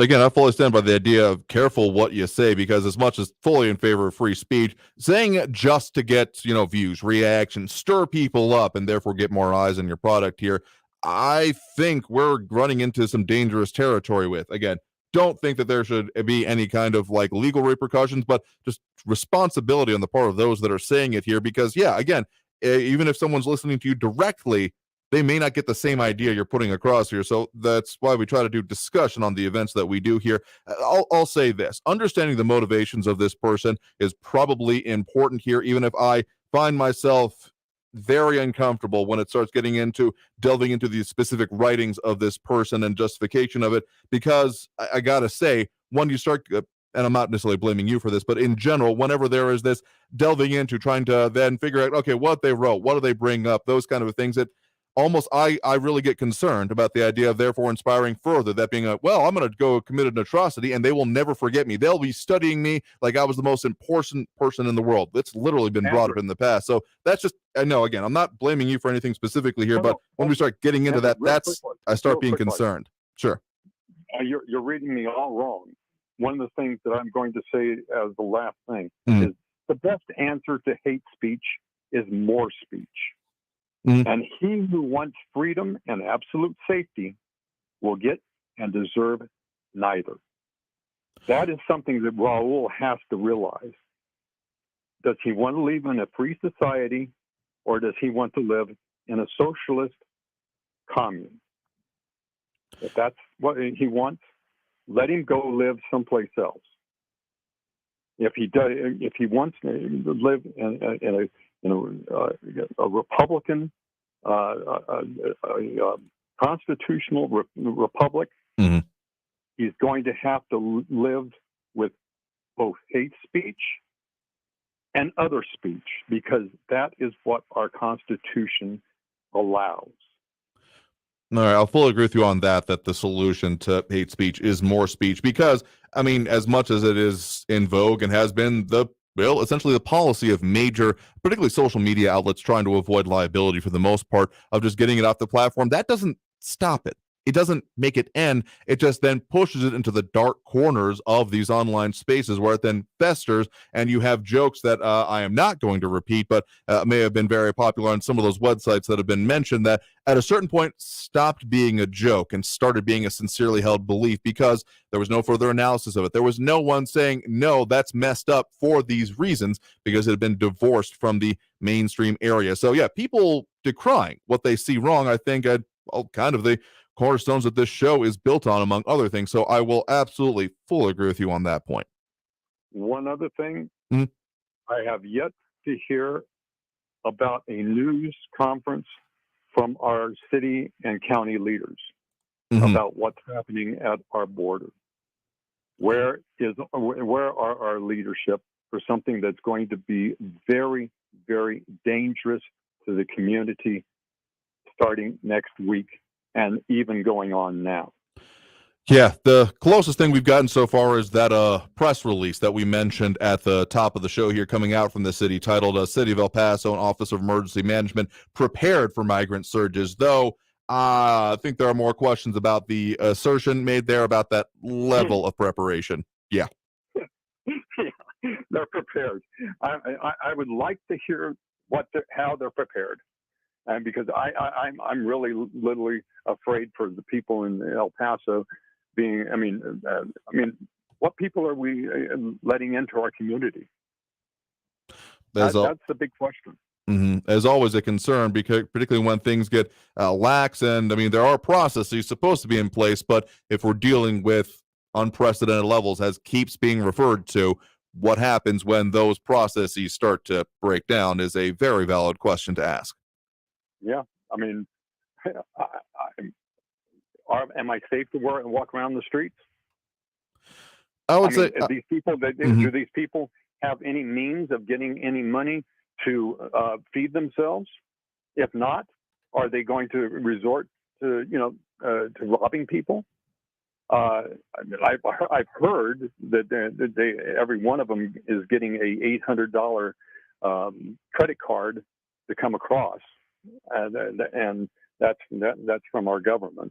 So if that's true, then maybe I don't need to worry about that because they've got enough money to get wherever they want to. And hopefully it won't be in our community. I'll say this. I haven't heard of that specifically in our area because a lot of the times, again, the coordination between federal agencies and that local microcosm of nonprofit groups often relies on donations to do that, as opposed to any kind of monetary purchasability that they're then just facilitating. They're giving stuff to them. So again, haven't heard of that in our area. Otherwise, well, some of the statements coming up from, say, Ruben Garcia with Annunciation House, don't think would be at the level of concern even they are expressing at this point here. So again, to that point, then again, on that end, they are working on it. I mean, I will give a lot of credit to El Paso's nonprofit community. They have done most of the heavy lifting past the law enforcement aspect of this, dealing with the essentially human aftermath that comes once they are released and whatever comes next.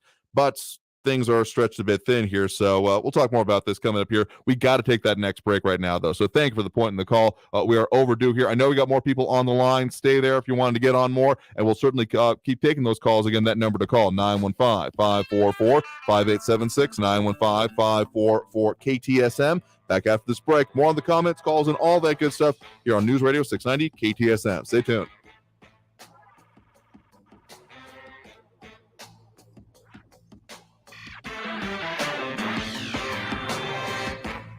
If you're wondering what you can do to, well, take better care of yourself anyway, I know there's a lot of stuff going on here, but self-care is an important thing and can take different measures and different views on it than you might expect here.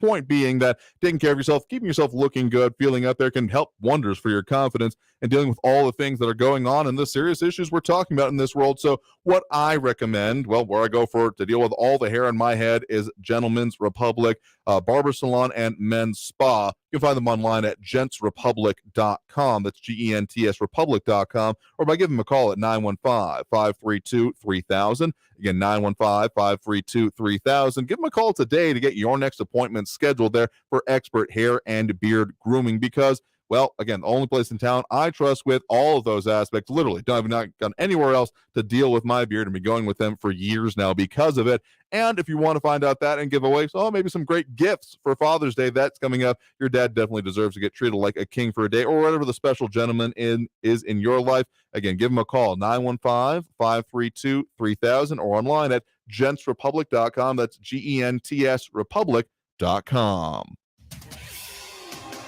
El Paso's News Radio 690 KTSM. Hey everyone, this is Robert Olguin with your KFOX 14 News Update. A woman in West El Paso has died after she was hit by a truck while crossing the street to pick up a cell phone that had been dropped. Police officials identified the woman as 37-year-old Selena Correa. The incident happened last night on Shadow Mountain. Correa's son had dropped his cell phone on the street. Correa returned to the lane of traffic to retrieve the cell phone when she was hit by a truck. Human remains were found today at the site of a fire where a home burned to the ground in Doña Ana County, New Mexico. The mobile home was on Fox Road, north of Las Cruces. It caught fire last night. When fire crews arrived, the home was fully engulfed. A man and a woman live at the home. According to authorities, the man has been located, but the woman is still missing. This has been your KFOX 14 News Update. I'm Robert Olguin. News Radio 690. Traffic all day.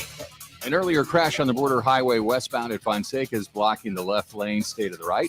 I-10 eastbound at McRae, stalled vehicles blocking the right shoulder. Another right shoulder being blocked by a stalled vehicle on Trans Mountain near the Summit Pass, eastbound at Tom Mays Access Road. And Lee Trevino northbound at Montana Avenue. A paramedic showing up at the scene of an injury accident there. Carrie Edwards, El Paso traffic. From the KFOX 14 Severe Weather Center, this is Chief Meteorologist Sandra Diaz. We continue to have our unseasonably warm temperatures, folks, and that just makes it feel like summer has arrived early, but we are going to see a cool down as a cold front moves in time to kick off the weekend. On the flip side of that, it looks like for now it will keep us dry, but it will also increase our winds for the end of the work week. This report is sponsored by Staples Stores. Staples is your shipping solution for small business with packing and shipping supplies and services. Get 15% off UPS Ground and 20% off UPS Express shipping services. Offer ends 5/28. Visit staplesconnect.com/services/shipping for details. If you need to ship at Staples. Are you wondering if the COVID vaccine is right for your child? If you can trust it. My name is Dr. Moira Salaji. I'm the president of the American Academy of Pediatrics. And we want you to know it's important for all children 5 and over to get a COVID vaccine, because we know millions of cases of COVID have been kids. You can trust the COVID vaccine for yourself and for your kids. I do. We can do this. Find a vaccine near you at vaccines.gov, paid for by the U.S. Department of Health and Human Services. If you're 45 or older, this message could save your life. Health experts now recommend starting regular colorectal cancer screening at age 45. Colorectal cancer is the leading cause of cancer death, but it's preventable through regular screening. There are more screening options than ever before, including at-home tests. You've got the guts to prevent colorectal cancer. Talk to your doctor about your options and visit cdc.gov/screen4life for more information. Staring at your phone. Just leave it alone and get the Brake Masters. Get your tires aligned, then get out there and see what you can find. Get your vehicle in Brake Master shape today. Download coupons and schedule an appointment from your smartphone. Brake Masters. We give you an honest break. This report is sponsored by Brake Masters. Because you never hear this.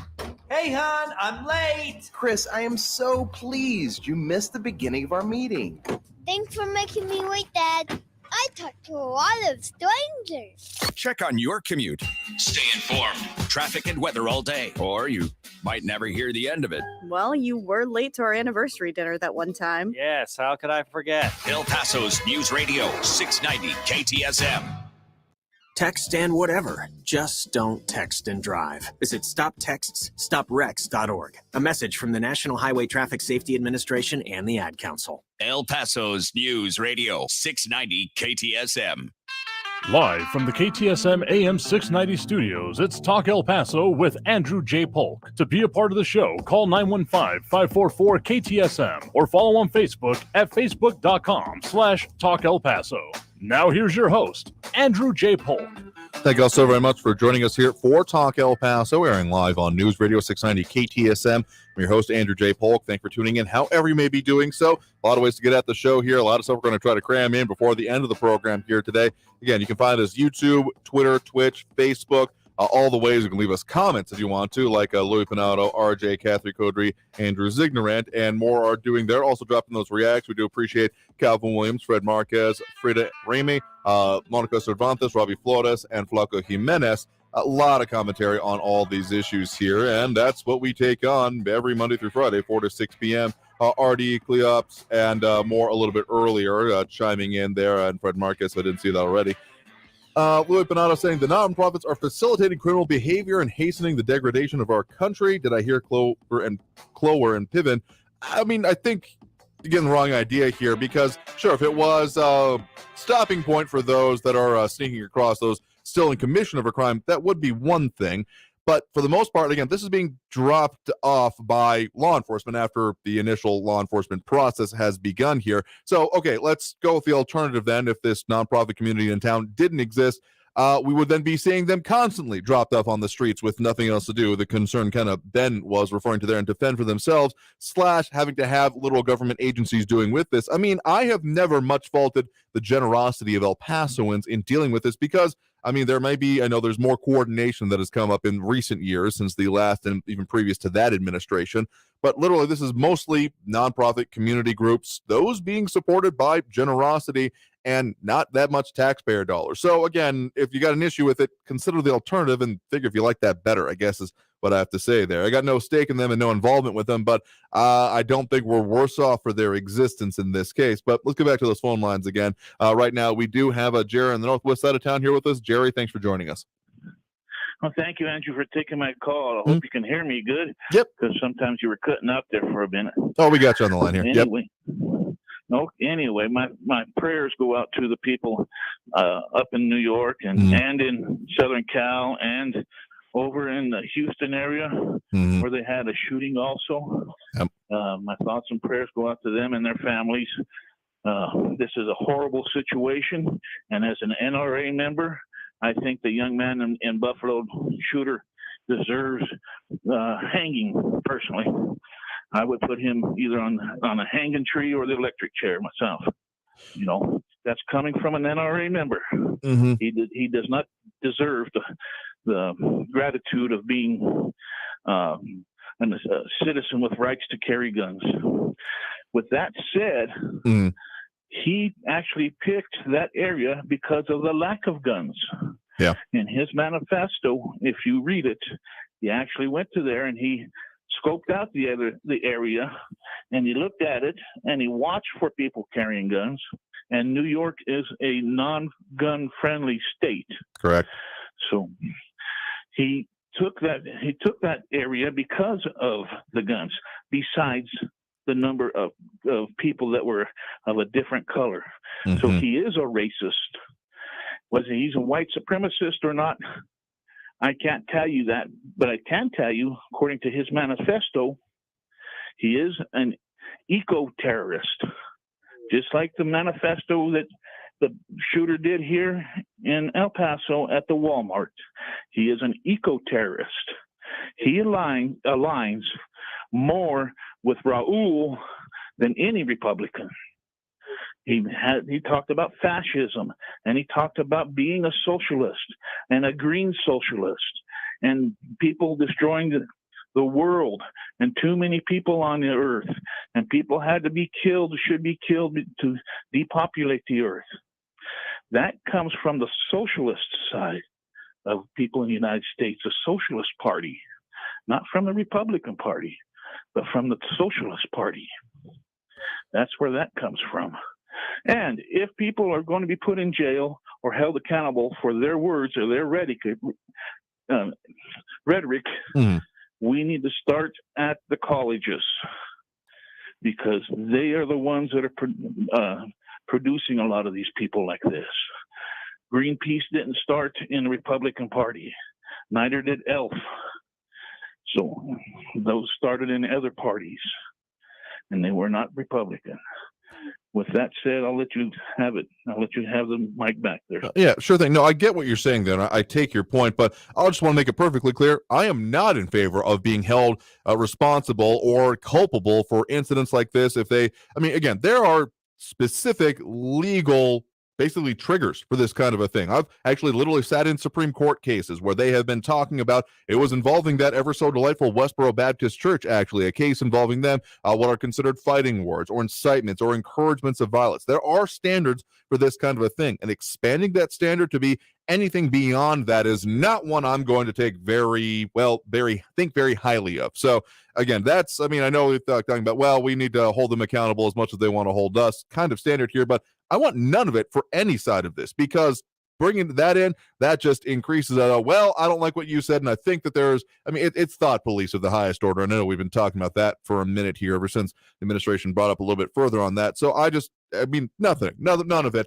And you don't even have to go to his supposed writings, because apparently this gentleman was posting on social media about this and plans to do so, which is why we got some other points to that coming up here. But thank you for the point in the call. We got time to squeeze in one more quick one here before we hit this next break. We do have Harry on the east side here with us right now.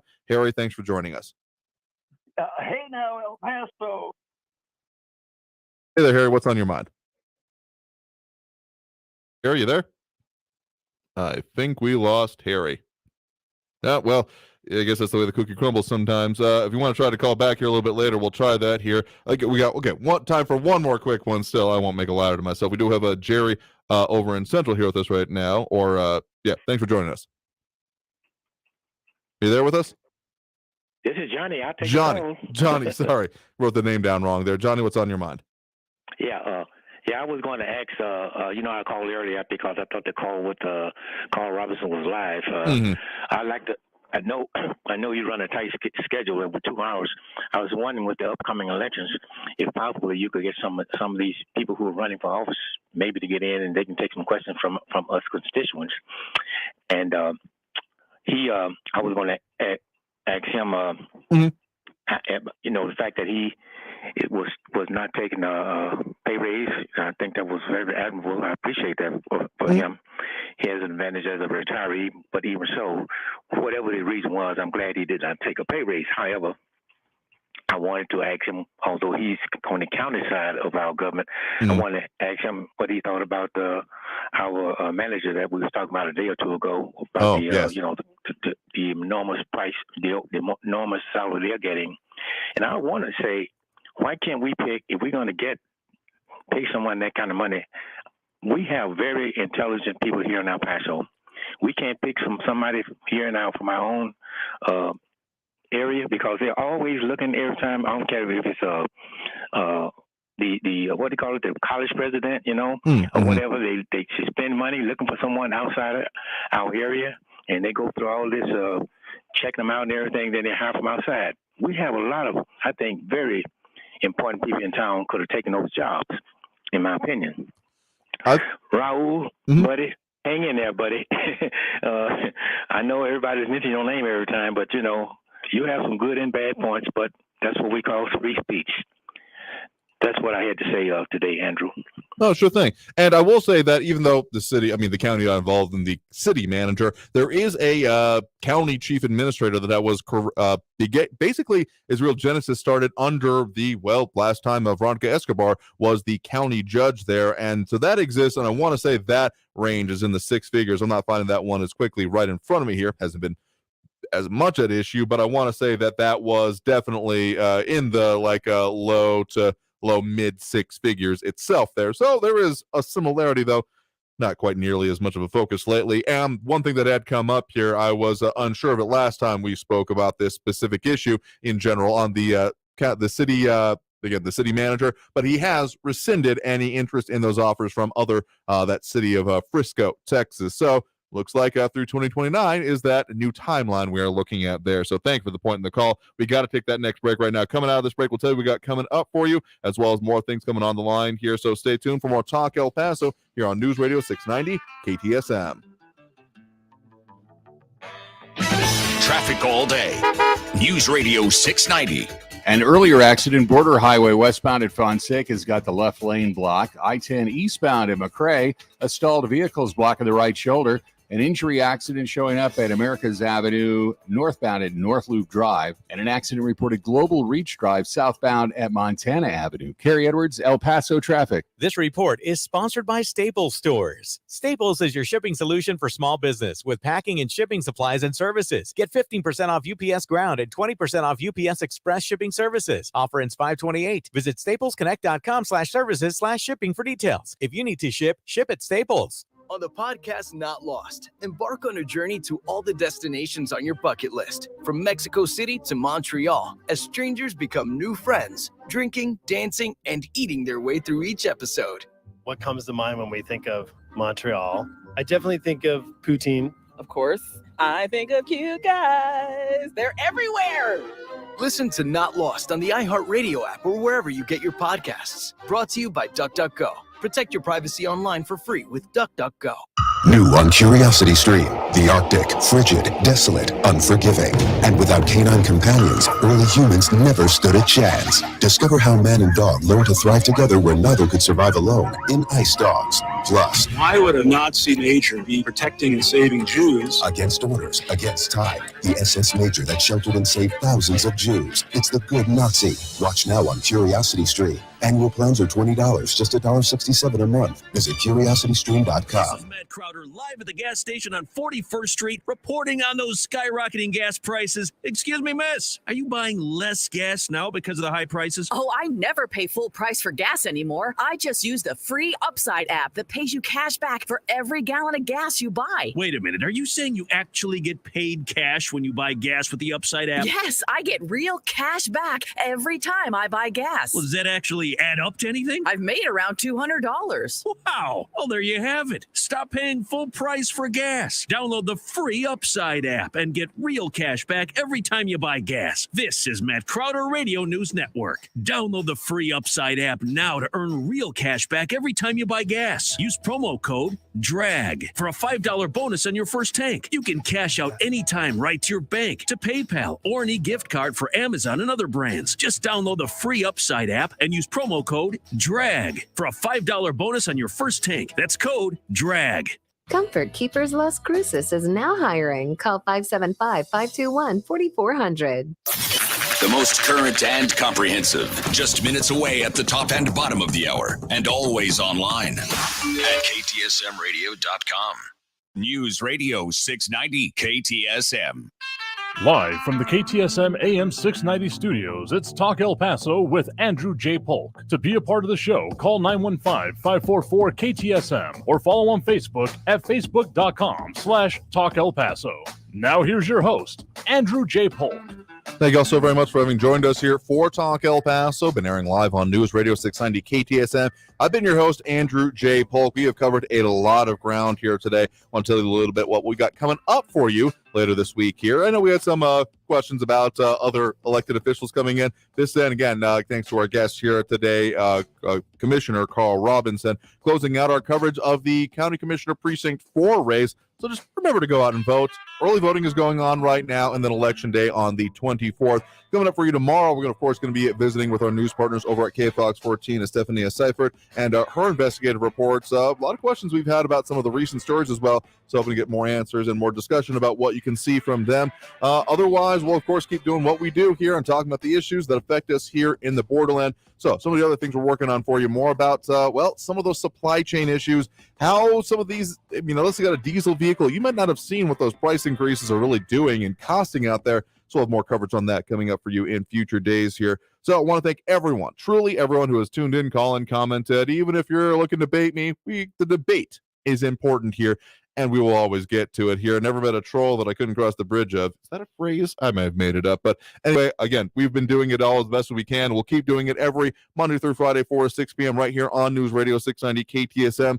So seriously, everyone, thank you very much for being a part of this show. This is really what helps make it, I hope, at least in some way, useful to y'all out there, the discussion of these important issues, and we'll keep doing it. So stay safe out there. Look twice for motorcycles when out on the road, and have a great evening, y'all. We'll see y'all tomorrow.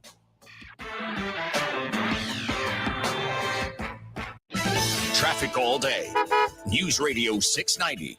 An earlier accident, Border Highway westbound at Fonseca has got the left lane blocked. I-10 eastbound at McRae, a stalled vehicle is blocking the right shoulder. An injury accident showing up at Americas Avenue, northbound at North Loop Drive, and an accident reported Global Reach Drive, southbound at Montana Avenue. Kerry Edwards, El Paso traffic. Hey, El Paso, Ivan Ochoa here, General Manager of Southern Park Chrysler Dodge Jeep Ram. Once again, we were El Paso's #1 dealer in Chrysler, Dodge, Jeep, Ram sales in April. Thank you, El Paso and surrounding areas. The Memorial Day sales event starts now at Southern Park Chrysler, Dodge, Jeep, Ram, Fiat. And there's never been a better time to get more for your old car, truck, or SUV. Even if you owe thousands more more than it's worth. We want it so you can save big on every new and certified pre-owned vehicle in our huge inventory. 2022 Ram 1500 trucks with 0 APR for 60 months. All new 2022 Jeep Wagoneer full-size SUV with third row seating. 0 APR for 60 months. 0 payments for 90 days. Plus, we have aggressive lenders with great rates and terms, even if your credit is less than perfect. All military personnel and all first responders receive an additional discount. Thank you for your service. Sunland Park Chrysler, Dodge, Jeep, Ram, Fiat. We're buying a car. It's fun at I-10 at Sunland Park Drive or online at sunlandparkdodge.com. Estamos en tu esquina, El Paso Strong. Includes factory rebated dealer discount plus TTNL. 0 APR 1667 per thousand finance on select vehicles with approved credit. Offers not combined. Portions of the following program were pre-recorded. I adopted Bento in 2010 from a shelter. A lot of people know him as Keyboard Cat. That's just one adoption story that started at a shelter. Visit theshelterpetproject.org to find a pet near you. Brought to you by Maddie's Fund, the Humane Society of the United States, and the Ad Council. Of course my kid's in the right car seat. Well, I think he is. Yeah, my kid's in a booster seat. He was ready to move up. He is ready, right? Her car seat looks like the right size. There are probably rules on when to move up to a booster seat, aren't there? Rear facing, forward facing. I think I have it right. Car crashes are a leading killer of children 1 to 13. Are your children in the right car seat for their age and size? Don't think you know. Know you know. Go to safercar.gov/the right seat. I know my child's in the right car seat, or else I wouldn't get in the driver's seat. Brought to you by the National Highway Traffic Safety Administration and the Ad Council. Stay informed at KTSMradio.com. News on the hour and the half. Traffic and weather all day. News Radio 690 is KTSM AM El Paso, an iHeart radio station. NBC News Radio, I'm Brian Shook. The polls are closed in the Kentucky primary. It's one of 5 states holding primary battles tonight. In Pennsylvania, celebrity talk show host Mehmet Oz is holding a slight lead over Kathy Barnett in the latest poll from Emerson College, with David McCormick not far behind. Oz has the endorsement of former President Trump in what has turned into a tight race. President Biden is vowing to advocate for new gun regulations following a deadly mass shooting at a Buffalo grocery store. Biden told reporters in Buffalo that he'll keep pushing Congress to pass new gun regulations. He added that it's going to be very difficult, but he's not giving up. A controversial border health plan that expedites deportations is set to end at the end of the month, but the head of Homeland Security says that does not mean the border is open. The laws of the border will be enforced. If one does not qualify for relief, one will be removed. Secretary Alejandro Mayorkas spoke today on a tour of the Texas border with Mexico. This is his 10th trip to the border since taking the job. The Federal Reserve Chairman says the central bank will continue to raise interest rates until inflation falls. Lisa Taylor reports. In a live-streamed interview with the Wall Street Journal, Jerome Powell said, "We will go until we feel we're at a place where we can say financial conditions are in an appropriate place." He added there wouldn't be any hesitation making the decision to increase rates. This month saw the Fed raise rates for a second time this year. The inflation rate continues to hover around a 40-year high. A former New York City mayor is planning to get back into politics. The New York Post reports Bill de Blasio is looking to run for the newly drawn 10th congressional district. A new report says the wealthiest Americans aren't having their taxes audited as much as in the past. You're listening to the latest from NBC News Radio. Home builder sentiment is down to its lowest point since early in the pandemic. The fall comes as mortgage rates and building costs have shot up. Sentiment fell 8 points to 69 this month, marking the 5th straight month it's fallen. Taylor Swift is delivering the NYU commencement address at Yankee Stadium tomorrow. Lisa G. reports. The music superstar will receive an honorary Doctor of Fine Arts degree as the classes of 2020, 2021, and 2022 are honored. Meantime, word is some superfans are approaching graduates on social media and offering hundreds of dollars for their seats. However, NYU does have a policy that forbids tickets from being auctioned off, with the punishment being delays in getting your diploma. While the start of this year's Atlantic hurricane season is less than 2 weeks away, the top names for this year's superstorms have been released. The World Meteorological Organization reports that Alex leads the way, followed by Bonnie, Colin, Danielle, Earl, and so on through the rest of the alphabet, except for Q, Y, and Z. The names are recycled every 6 years unless a storm is exceptionally catastrophic. According to the National Weather Service, on average, 12 tropical storms, 6 of which become hurricanes, form over the Atlantic Ocean, Caribbean Sea, or the Gulf of Mexico during the hurricane season, which runs from June 1st to November 30th each year. I'm Liz Kennedy. Steph Curry spoke with reporters Monday, one day after earning a degree from Davidson College in North Carolina. The Warriors star had left Davidson before his final semester nearly 13 years ago to prepare for the NBA draft. Curry told reporters that getting a Bachelor of Arts degree in sociology fulfills a promise he made to his mother and his college coach to finish college. Brian Shook, NBC News Radio. Attend the Las Cruces Gun Show this weekend, May 21st and 22nd at the formerly Barnett Harley-Davidson dealership, 2600 Lakeside Drive, Las Cruces, New Mexico. See dealers selling the finest in modern guns, custom knives, ammo, scopes, Old West collectibles, and much more. Buy, sell, and trade at the Las Cruces Gun Show this weekend, May 21st and 22nd at the formerly Barnett Harley-Davidson dealership, 2600 Lakeside Drive, Las Cruces, New Mexico. Get $2 off. Go to azgunradio.com. Love this radio station? Take it with you everywhere you go, along with thousands more just like it when you download the free iHeartRadio app. Have something to say? Send a voice message straight to the studio by tapping the talkback mic inside the iHeartRadio app. You might even end up on the air, but that's just radio. Check out tons of playlists like Songs of Summer, plus the most podcasts on the planet, including chart toppers like Sympathy, Pains, and Betrayal. It's all waiting for you now on the free iHeart app. Discover music, radio, and podcasts you'll love. iHeartRadio. Stay tuned and stay informed with News Radio 690, KTSM, an iHeart radio station. Rich is just a really good guy. The term good egg isn't enough to describe him. He's also certified organic and free range. Rich puts the cap back on everything. The toothpaste, the olive oil, the shampoo, everything. He lets his 10-year-old nephew beat him at virtual tennis, even though he can straight up slay his 10-year-old nephew in virtual tennis. When the toilet paper is running low, Rich replaces the roll on the actual holder, not just on the back of the toilet. Rich is texting and driving. Rich, no. What are you doing, Rich? I was just telling everyone how great you are. Texting and driving makes good people look bad. Visit StopTextStopWrecks.org. A public service announcement brought to you by the National Highway Traffic Safety Administration and the Ad Council. News Radio 690, KTSM El Paso.